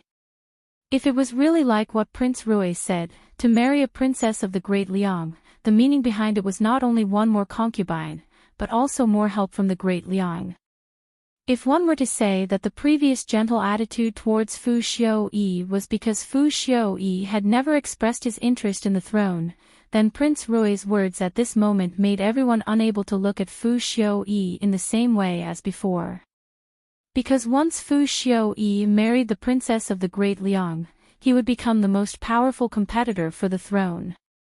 Fu Xiuyi's hand that was holding the wine cup tightened as he looked at Prince Rui quietly. Was it really just like what he said on the surface, that he wanted the princess of the Great Liang to marry him? Fu Xiuyi didn't think so. Prince Rui was not helping him but harming him. Fu Xiuyi had always adhered to the view of concealing one's strength and biding one's time. He would not reveal his trump card until the last moment. Although Prince Rui's conditions were tempting, but if he really had such good intentions, Fu Xiuyi would definitely not be willing to raise this matter in front of all the princes now. With just one sentence, the princes' gazes were filled with wariness as they looked at him, almost pushing him into the teeth of the storm. No matter how tempted he was, it was impossible for him to agree. Fu Xiuyi clenched his teeth. He did not know why, but he felt that this Prince Rui who he had never interacted with seemed to be full of hostility towards him, else he would not just casually say a sentence and let him fall into such a difficult situation. His heart was on guard against Prince Rui, but on the surface he blushed. "Many thanks to Your Highness Prince Rui's kindness, but currently this one does not have any thoughts of marrying." "Oh." Prince Roy's lips hooked up, but ninth prince already has a female that you admire, so you are not willing? This prince would not do such things as breaking up a pair of affectionate couples. If that is the case, one will not force it.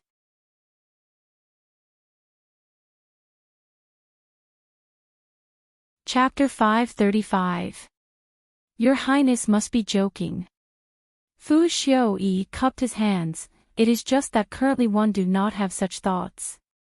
Seeing that Fu Xiaoyi straightforwardly rejected Prince Rui's proposal, the faces of the princes became better. But after the matter just now, they were no longer as assured towards Fu Xiaoyi as before. Today Fu Xiaoyi rejected, but who could guarantee that he would change his mind in the future? The matter of the emperor's position was a huge temptation and the 9 of them wanted to fight for it, so why would one feel that there would be a saint in the imperial family with a pure heart and few desires? Really strange. Prince Rui however seemed to be only interested in Fu Xiaoyi and did not let him off just because Fu Xiaoyi rejected the proposal. He said with a smile that was not a smile, "Ninth prince has not married and there is no one that you admire, so why are you not willing to consider this matter?" This prince sees that ninth prince is also a distinguished and outstanding person. Could it be that there are no young ladies that admire you? When the words were said, Prince Cheng, who had always been somewhat careless, laughed out loud. Your Highness, Prince Rui might not know, but originally in our Ming Qi, there was a young lady that admired our number 9, and the entire court knew about it. Is it Shen Miao? Not waiting for Prince Cheng to finish, Princess Ming'an hurriedly interrupted his words. Princess Ming'an had heard of those rumors about Shen Miao, and at the beginning she even ridiculed it. So Princess also know about it. Prince Cheng was somewhat surprised. The matter of Shen Miao being infatuated with His Highness Prince Ding is known by the entire Qin country, so it is not considered strange. Princess Ming'an said gloatingly. As long as it was something that could make Shen Miao lose face, she was always willing to stick a stick in. Correct. Prince Cheng smiled. Your Highness Prince Rui might not know, but this Shen Miao is the daughter of the formidable great general, and the one that competed with your Highness at the tribute banquet. You have also seen her before. He sighed, to think that Shen Miao was still young and would think of ways to look for number 9 all day long. She was also shameless and directly told number 9 about her admiration. She also did needlework, made pastries, learned to play the qin and learned to write poems. She really did many things. Even though Prince Cheng said so, his words were filled with malicious insults, as if he was watching a joke. That day at the tribute banquet, she was quite graceful. The one who spoke was Huangfu Hao. Hearing it from the outside and hearing it from someone who knows the inside story are two different things. Huangfu Hao could not help but be somewhat surprised. In the Qin country's residence and at the tribute banquet, Shen Miao's performance was not like that of one who would compromise. Needlework, pastry making. Huangfu Hao thought of how Shen Miao was frowning at Princess Ming'an, and felt that it was very strange. He joked, the 9th prince really has a heart of stone. That Shen young lady was still young at that time. Prince Cheng continued, who knew that 2 years later, she would become so beautiful. Moreover, he was originally stupid and cowardly, but now there was not a single shadow of his former self. Among the young ladies in Ming Qi's Ding capital, there are not many who are more outstanding than her. Prince Cheng chuckled, if I had known this would happen, I wouldn't have been so heartless back then and let down the beauty's kindness. It's too late for regrets now. Princess Ming'an sneered, this Shen young lady is also a wonderful person. As a young lady, she does not know shame at all and directly chased after. It is really hard on her, sewing, making cakes and following every day. Really, consider it. Knowing that Princess Ming'an was dealt with by Shen Miao at the tribute banquet, she was not happy with Shen Miao. All the princes only smiled and did not speak. It was Fu Xiaoyi who gently shook his head and said, Shen young lady is a good person. Everyone better not make fun of her. No one would be able to bear the sin of ruining her reputation. Number 9, you are just too serious. Prince Chu smiled, you do not want others, but do not allow others to want. If it was not that we have already set up a consort, I would also be willing to marry Shin young lady. Correct. The princes echoed one after another. It is indeed so. Huang Fu Hao smiled, if I was the 9th prince, I would definitely marry her. Princess Ming'an was extremely unhappy in her heart. She looked at Prince Rui and discovered that Prince Rui did not join in the jeering and jeering, but his eyes were quiet. She was delighted and asked, does Prince Rui also think so? Prince Rui paused for a moment. Everyone's eyes looked towards him. The young man wearing a mask picked up the wine cup and played with it before lightly saying, sewing for men, making cakes, learning to play the qin, learning to write poems. Princess Ming'an said, correct. It is simply immoral and a joke. Such a good young lady. Prince Rui said with a smile, unfortunately, this prince also wants.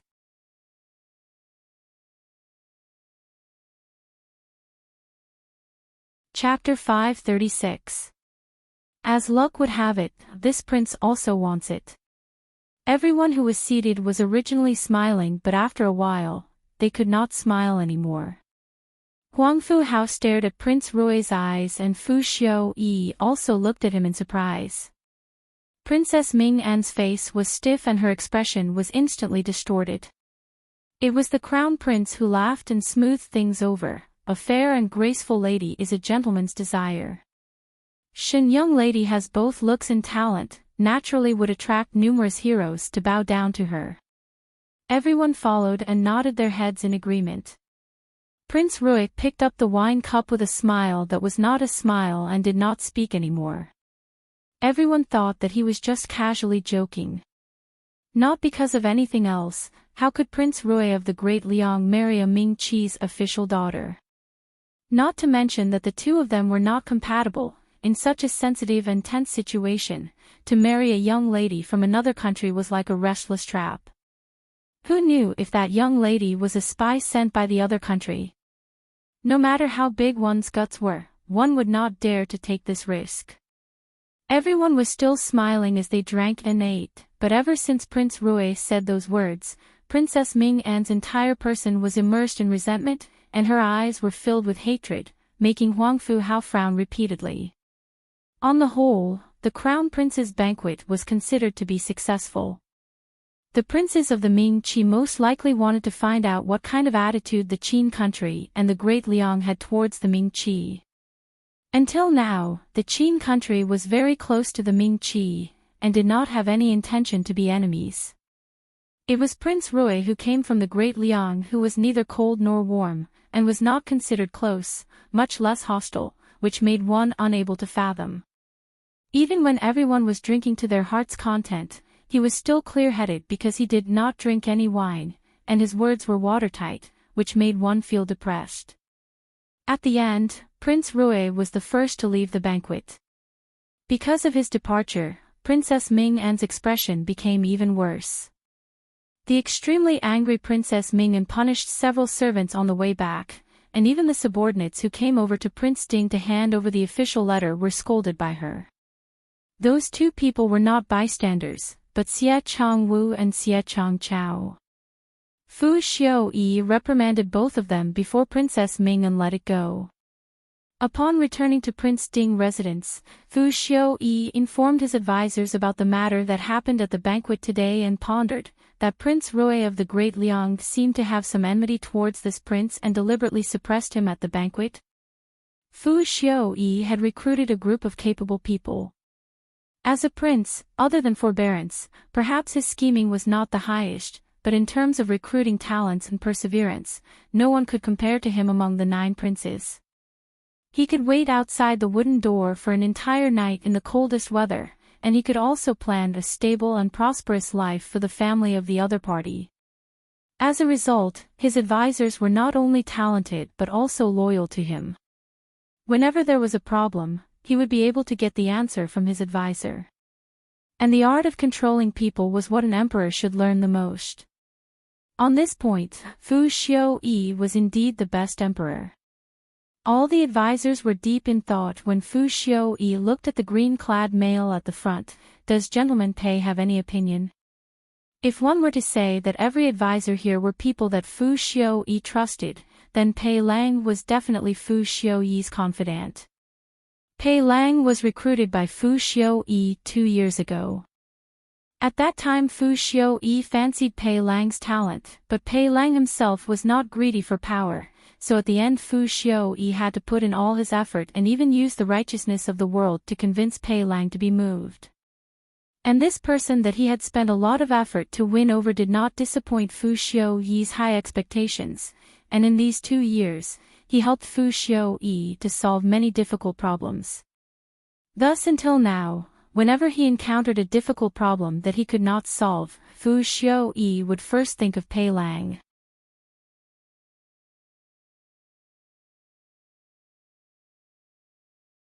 Chapter 537. Pei Lang frowned. Did your highness have any interaction with Prince Rui in other places? Fu Xiuyi shook his head. This is strange. Pei Lang analyzed. Since Prince Rui is representing the Great Liang, he should not only value your highness. If they hadn't interacted before, he really couldn't think of any reason to make things difficult for his highness. Your highness did not obstruct his path, so even if the Great Liang wanted to make things difficult for Ming Qi, the person they would look for should be His Majesty or the Crown Prince. Fu Xiuyi nodded his head. I also think so. Perhaps. He pondered for a moment. Perhaps it's for Shen Miao. Your Highness, what do you mean by that? Another advisor asked. I thought about it. In those words that Prince Rui said, only Shen Miao was related to me. It was just that at that time I could not tell if he was joking or doing it on purpose, and also felt that Shen Miao had nothing to do with him. Now that I think about it, it is somewhat strange. An advisor said, could it be that Prince Rui and Shen Miao have an unspeakable relationship in private? Pei Lang said flatly, that's impossible. Everyone looked at him as Pei Lang's words were very convincing. Whatever he said or prophesied in front of Fu Xiuyi would always be confirmed in the end. No matter how dissatisfied they were with his conjecture, they had to admit it. Prince Rui had just arrived in Ming Qi and Shen Miao had just followed Shen Exane back to the capital not long ago, thus it was absolutely impossible to have any contact before this. If after this. Pei Lang cupped his hands and said, Your Highness has dealt with Prince Rui for so long, and should know that Prince Rui is not a person that is easy to understand. Since the Great Liang had sent him to Ming Qi as an envoy, Prince Rui would certainly be a person who would weigh the pros and cons. In such a short period of time, to go against His Highness because of Shen Miao, a woman, is not in line with benefits. Hearing this, Fu Xiuyi muttered, What you said makes sense. In Mr. Pei's opinion, what should we do now? Since your highness was not implicated too much today, if we act rashly, it will make Prince Shou and the others vigilant. Ever since the tribute banquet, Prince Rui had not mentioned anything about leaving, so he must have other things to do in the Ding capital. Now that the state of Qin was still here, there was nothing to fear. Why not wait and see what Prince Rui has in mind before making a decision? Pei Lang said slowly.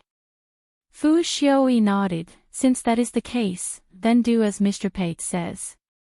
He pressed his forehead and said, I've drunk too much today, and there's a long court session tomorrow. I'm going to rest first.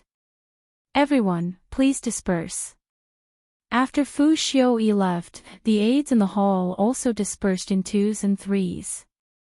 No one was with Pei Lang because Pei Lang was alone and was too trusted in front of Fu Xiuyi, thus it would more or less cause others to be jealous. In the residence of Prince Ding, no one was on good terms with him. Pei Lang walked out of the house and stared at the stars in the sky. 2 years. It had been 2 years. He followed the agreement with the young female and finally became Fu Xiuyi's confidant. The days passed comfortably like this. With his own intelligence, he gained Fu Xiuyi's trust and everything was very natural. Sometimes Pei Lang even felt that this should be his life. But Shen Miao's reappearance broke this illusion.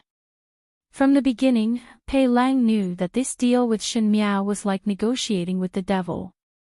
From the moment he got close to Fu Xiuyi, there would be a day like now, where he would become a spy that he originally despised. Fu Xiuyi treated him extremely well, but he was a person who betrayed him from the beginning. Pei Lang sighed deeply. The comfortable days were over. From now on, the road that he had to walk would be the same as today, trembling with fear. If he was not careful, he would fall into a bottomless abyss, and there would be no room for redemption. Shen Miao.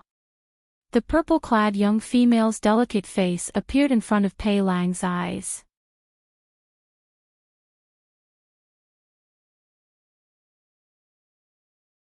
Chapter 538.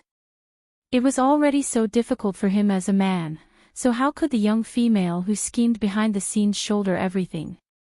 He would not be able to understand this logic in his entire life. Under the oil lamp, Shen Miao was carefully writing. The snow-white paper was spread out and Guyu was grinding the ink at the side. Jingzhi carefully added some oil to the oil lamp every once in a while so that the flame was not bright enough. She wrote very seriously and from time to time she would stop to think for a while before continuing to write. By the time he finished writing on the square piece of paper, it was already quiet outside. Shen Miao put down the brush and lifted the paper to blow on it. After making sure that the ink on the paper was dry, she then found an envelope and put the paper in. It was handed over to Jingzhi's hands. Tomorrow morning, find a reliable person outside and send this letter to Zhang Ziqing's hands in the Shen residence. Do not pass it to other people's hands and must only be sent to Zhang Ziqing's hands. Shen Miao said. Jingzhi complied as she kept the letter. Even though she was puzzled why would Shen Miao write a letter to Zhang Ziqing without rhyme or reason, she did not ask much. Guyu put away the ink and paper on the table and smiled. Young lady should also rest early. Now that it is late at night, it would not be good for the body to rest later. Shen Miao nodded her head. After Jingzhi and Guyu left, she took the oil lamp to the small table in front of the couch and sat by the side of the couch in a daze. After having such a dream last night, she could not sleep no matter what and was thinking about this matter for the entire day. It was as if she had glimpsed a little clue of the previous life from that dream. She finally knew why Zhang Ziqing was able to turn Luo Shuiyan into a wisp of spirits so easily. It was because Shen Miao was helping the evildoer. If one were to say that Zhang Ziqing was the main culprit, then she herself had become the executioner that was used by others. Thinking of these, the hatred could topple the mountains and overturn the seas. Shen Miao hated that she could not swallow Zhang Ziqing alive. But it was too simple to think of ways to let Zhang Ziqing's reputation be ruined. Zhang Ziqing's entire life had been thinking of inexhaustible wealth and status. Why not let Zhang Ziqing get everything that she wanted and then turn it all into bubbles? Let her be ridiculed by the world. If he used Zhang Ziqing to deal with Chen Roqiu, it would save him some strength. The words "make the best use of everything" was a lesson that was engraved into the bone marrow.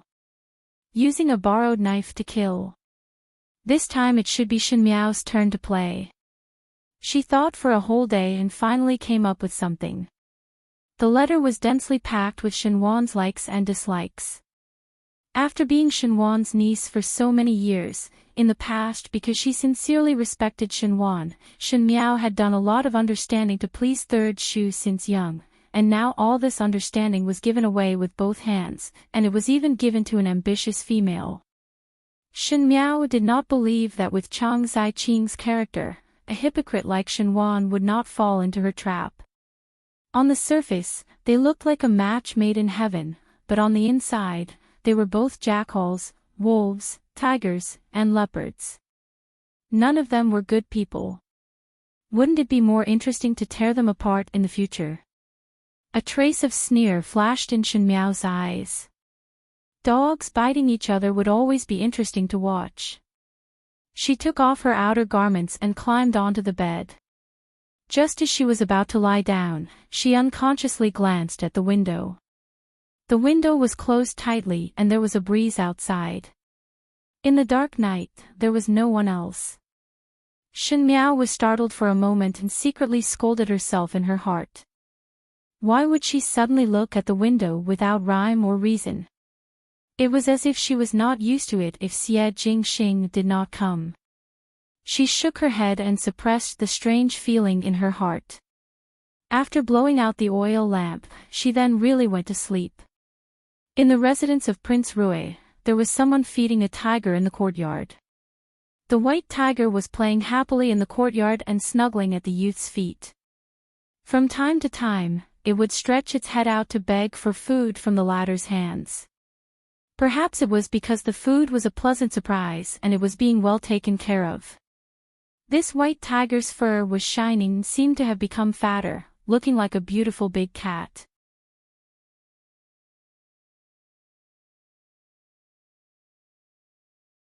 Chapter 539. Don't feed it anymore. If you continue feeding it, it will really become a cat. How can it still look like a tiger? Gao Yang poured cold water on it as he watched from the side. Xie Jingxing turned a deaf ear and continued to feed the white tiger as he said indifferently, I pampered him. Do you have an opinion? Gao Yang choked and stretched out his hand. Fine, fine, fine. I don't care if you feed the cat or the tiger. What exactly happened in the Eastern Palace today? Inexplicably, why are you making things difficult for Prince Ding? For a person like Fu Xiuyi, he must have some suspicions towards you. It is not appropriate to beat the grass and alert the snake. What exactly are you thinking? When Gao Yang heard about what happened in the palace, he didn't dare to believe it at first. Xie Jingxing had his own way of doing things and now was not a good time to go against Fu Xiuyi. Fu Xiuyi also had some means in private. Even though it was not to the extent of hurting Xie Jingxing, it would still give Xie Jingxing some trouble and now there was no room for any mistakes. Seeing that Xie Jingxing did not have the intention to care about him, Gao Yang's eyes turned. Could it be because of Shen Miao? Xie Jingxing said, you are very free. What? Is the Su family's matter settled? Xie Jingxing asked. Gao Yang was taken aback for a moment before replying, I've already arranged for someone to do it. But... After a pause, he continued, what's the point of doing this? Even though you and Su Mingfeng are good friends, if one day he knew of your real identity, he would definitely become enemies with you. At that time, everything you do will be considered as a scheme in his eyes. Since you've done it, you might as well not have done it. Why do you have to do this? Emperor Wenhui had the intention to suppress the Su family, and even if the Su family had deliberately withdrawn their power, there were still some leftover tails left, and these tails would most likely become the handle that would put the Su family to death in the future. What Xie Jingxing wanted Gao Yang to do was to help the Su family to secretly take care of these weaknesses, to ensure that the Su family would not have any changes in the future. Gao Yang was non-committal to Xie Jingxing's approach. Now that Xie Jingxing was wearing a mask, no one knew that he was Prince Rui, but if there was a day when the matter was exposed, it was alright to not admit it, but Su Mingfeng would definitely be able to recognize it. His childhood brother, whom he had known for so long, was deceiving him. Moreover, the great Liang and Ming Qi would one day stand in a hostile position. Xie Jingxing could protect the Su family but could not protect the past with Su Mingfeng. This was an unavoidable fact. Why do I need to consider his thoughts when I do things? Xie Jingxing said, it is only because I want to do it. Really? Gao Yang said with a rare sharpness, perhaps you have forgotten that you are different from the past. With this identity, it is destined that in Ming Qi, there is no one that is trustworthy. If you took off your mask, others would look at you with vigilance. As a subordinate, I can warn you that there is nothing to hide, Your Highness. The night breeze blew gently and the white tiger was full. It burped and happily bit Xie Jingxing's sleeve. The courtyard was filled with the silent sound of the wind. After some time, Xie Jingxing said, "No. Not everyone. There is one person who is different." He said, "One can use the identity of Prince Rui of the Great Liang to make friends with." "You mean Shen Miao?" Gao Yang reminded, "Your Highness must not forget that the reason why Shen Miao is friends with Your Highness is because she also wants to deal with Prince Ding, Fu Xiu Yi. Your Highness can help her, but if there is a day, at the end, she would still stand on the opposite side of Your Highness. To be spurned by the world, isn't Your Highness prepared from the start? If it is just a momentary pleasure, it would be a golden millet dream, and after waking up, it would only increase sadness. So what about that?" Gao Yang was surprised for a moment.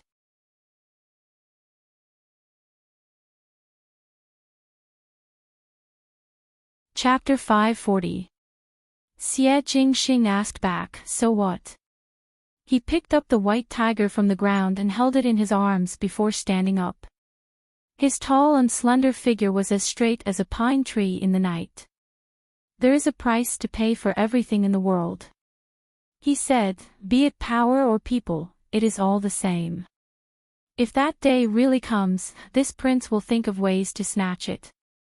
The country has to be snatched, the throne has to be snatched, the woman has to be snatched, and even the heart has to be snatched. From the beginning, this road is already destined. So what if the world hates? If one cannot even bear this little bit, one should return to the Great Liang as soon as possible. This prince had never forgotten the road that one wants to walk. On the contrary, this prince is very clear about what one wants. So do not doubt this prince's decision.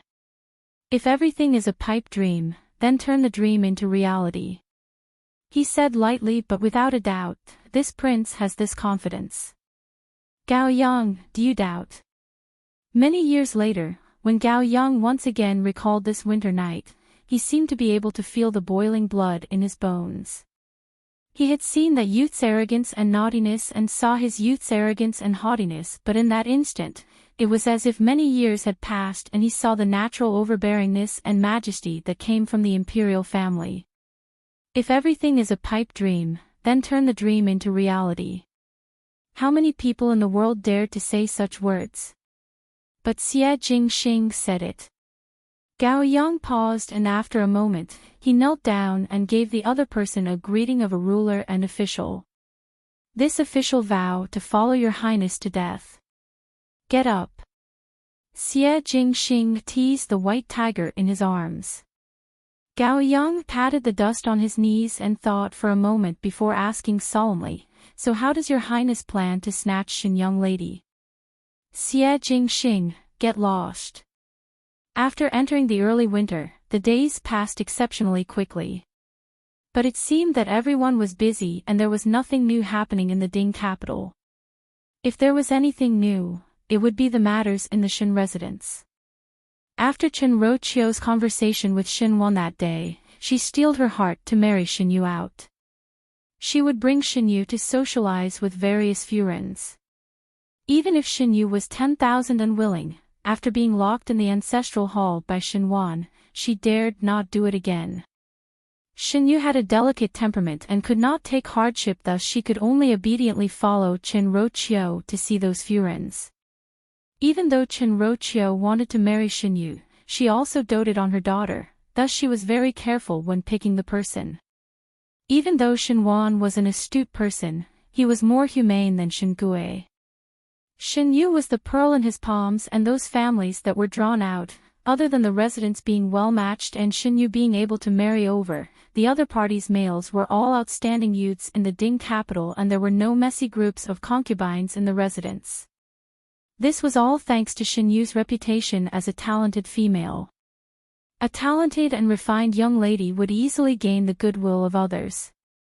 Because she was always worried about Shen Yu's matters, Chen Roqiu neglected Shen Wan. One did not know from when Zhang Ziqing became Shen Wan's confidant. After Shen Wan left court tomorrow, he would confide in Chen Roqiu if there were any problems on his mind. Now that Chen Roqiu did not have the time to relieve him, Zhang Ziqing instead became Shen Wan's room. Not only that, Zhang Ziqing would occasionally help Shen Wan to see the moon. One did not know why, but Zhang Ziqing had many interests and habits that were exactly the same as Shen Wan. For example, Shen Wan did not like sweet things and the pastries that Zhang Ziqing made were also not that sweet. Shen Wan liked fragrant tea and the tea that Zhang Ziqing brewed was mostly fragrant tea. Even the calligraphy and painting that they admired the most coincidentally were the same. One would always have some feelings of closeness towards people that were similar to oneself, and Shen Wan increasingly felt that Zhang Ziqing and himself hit it off. After being used to Chen Roqiu's gentleness and aloofness, Zhang Ziqing's clear-cut intelligence was like a cool breeze, causing Shen Wan's heart to have waves that had not been stirred for a long time.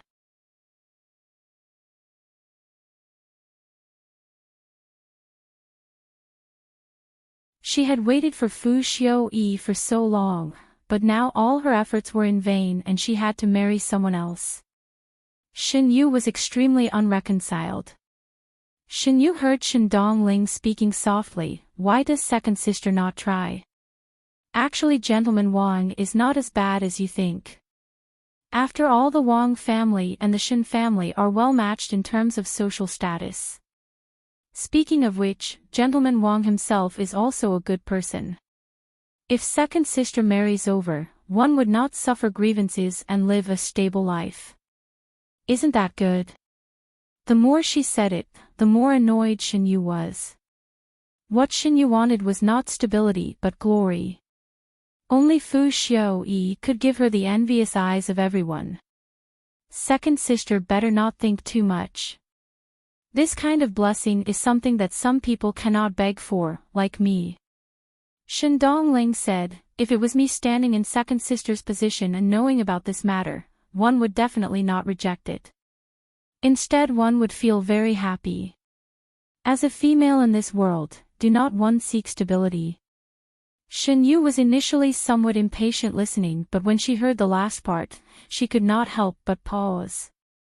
A strange feeling slowly floated in her heart and she could not help but look at Shen Dongling. Shen Dongling's chin was pointed and it made her look especially weak, as if she would not resist anything.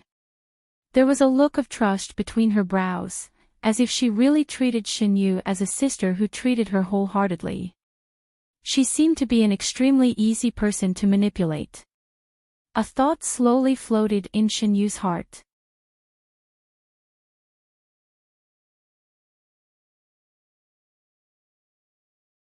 Chapter 542. For the next few days, the Ding capital was very peaceful. In the residence of the Crown Prince of Qin, Princess Ming'an also had a rare few days of peace. Other than going out to stroll around Dingjing Street these few days, he did not do anything else. It was just that this was the case on the surface, but it might not be the case in private. Above the residence, Princess Ming'an had a dainty appearance and was dressed in a golden red muslin dress, and was currently eating the preserved fruits on the plate. In front of her, two people who looked like officials were kneeling. Both of them faced Princess Ming'an's humiliation, but there was no trace of anger in their professionalism. These two people were not others but the two Shu sons of the residence of the Marquis of Linan, Xie Changwu and Xie Changchao. Ever since Xie Jingxing's time, Xie Ding had no interest in court politics and gave his authority to his two Shu sons, letting them make their way in the court. Xie Changwu and Xie Changchao's skills were not low as they were currently working under Prince Ding. Even though Prince Ding did not rely heavily on them, he treated them as people who would be useful to him in the future. Both of them hoped to achieve something. If there was anything that Xie Changwu and Xie Changchao hated, it would be that even if Xie Jingxing died, Princess Yuqing's descendant would be gone. Xie Ding was also unwilling to make Madame Fong the legitimate wife. If Madame Fong was not made the legitimate wife, the two of them would always be the sons of a concubine. Now that Xie Changwu and Xie Changchao were anxious to produce some results, it was to wait till their merits reached a certain height, then they would be able to force Xie Ding to change them to these sons. Even if it was for the prestige of the residence of the Marquis of Linen, one could only do this. The reason why they appeared in the Crown Prince's residence was because of Fu Xiuyi's instructions. Fu Xiuyi now had the intention to befriend the Crown Prince of the Qin and wanted to reach some kind of agreement in private. Towards Huang Fuhao's younger sister, Princess Ming'an, naturally he had to put in some effort.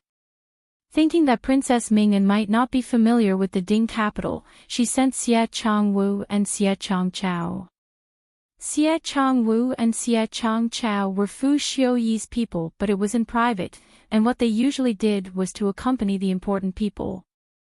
Thus others would not find it strange if the two of them flattered Princess Ming'an. Princess Ming'an's temper was explosive, and these few days she had given Xie Changwu and Xie Changchao much hardship. It was the same today. She looked at the two people in front of her and mocked, "The two of you follow me all day, don't you feel bored?" Did the officials of Ming Qi like to follow behind the princesses of other countries? That Ming Qi's rivers and mountains came too easily. This official's duty is to let your Princess Highness enjoy to the fullest. Xie Changwu said, "If your Princess Highness is satisfied, then these officials will be at ease." Princess Ming'an sneered, "You are not Bengong's official, and Bengong will not accept such idle people." Heard that in the residence of the Marquis of Linen, there was once a brilliant and outstanding heir of the Marquis, but unfortunately he died young. If it's him, I can consider making him one of my subjects. The two people who were crawling on the ground lowered their heads, but their expressions were clouded for a moment. Even if some people died, the shadows they left behind would not lessen at all. Ever since Xie Jingxing appeared 2 years ago, Xie Changwu and Xie Changchao thought that they would no longer live under Xie Jingxing's shadow. However, whenever people mentioned the residence of the Marquis of Linen, the first person they thought of was still Xie Jingxing. They would always say, "If that little Xie Marquis did not die, one do not know what kind of graceful bearing he would have now." One feared that the Marquis of Linen would be extremely proud. But they had forgotten that both of them were the young masters of the residence of the Marquis of Linen, but no matter how outstanding they were unable to surpass the heroic bearing that Xie Jingxing had left in the hearts of the world. Xie Changchao's eyes flashed. Older brother is indeed brilliant and outstanding, and had a close relationship with the formidable great general's daughter, 5th Shen young lady. Speaking of which, it is fate.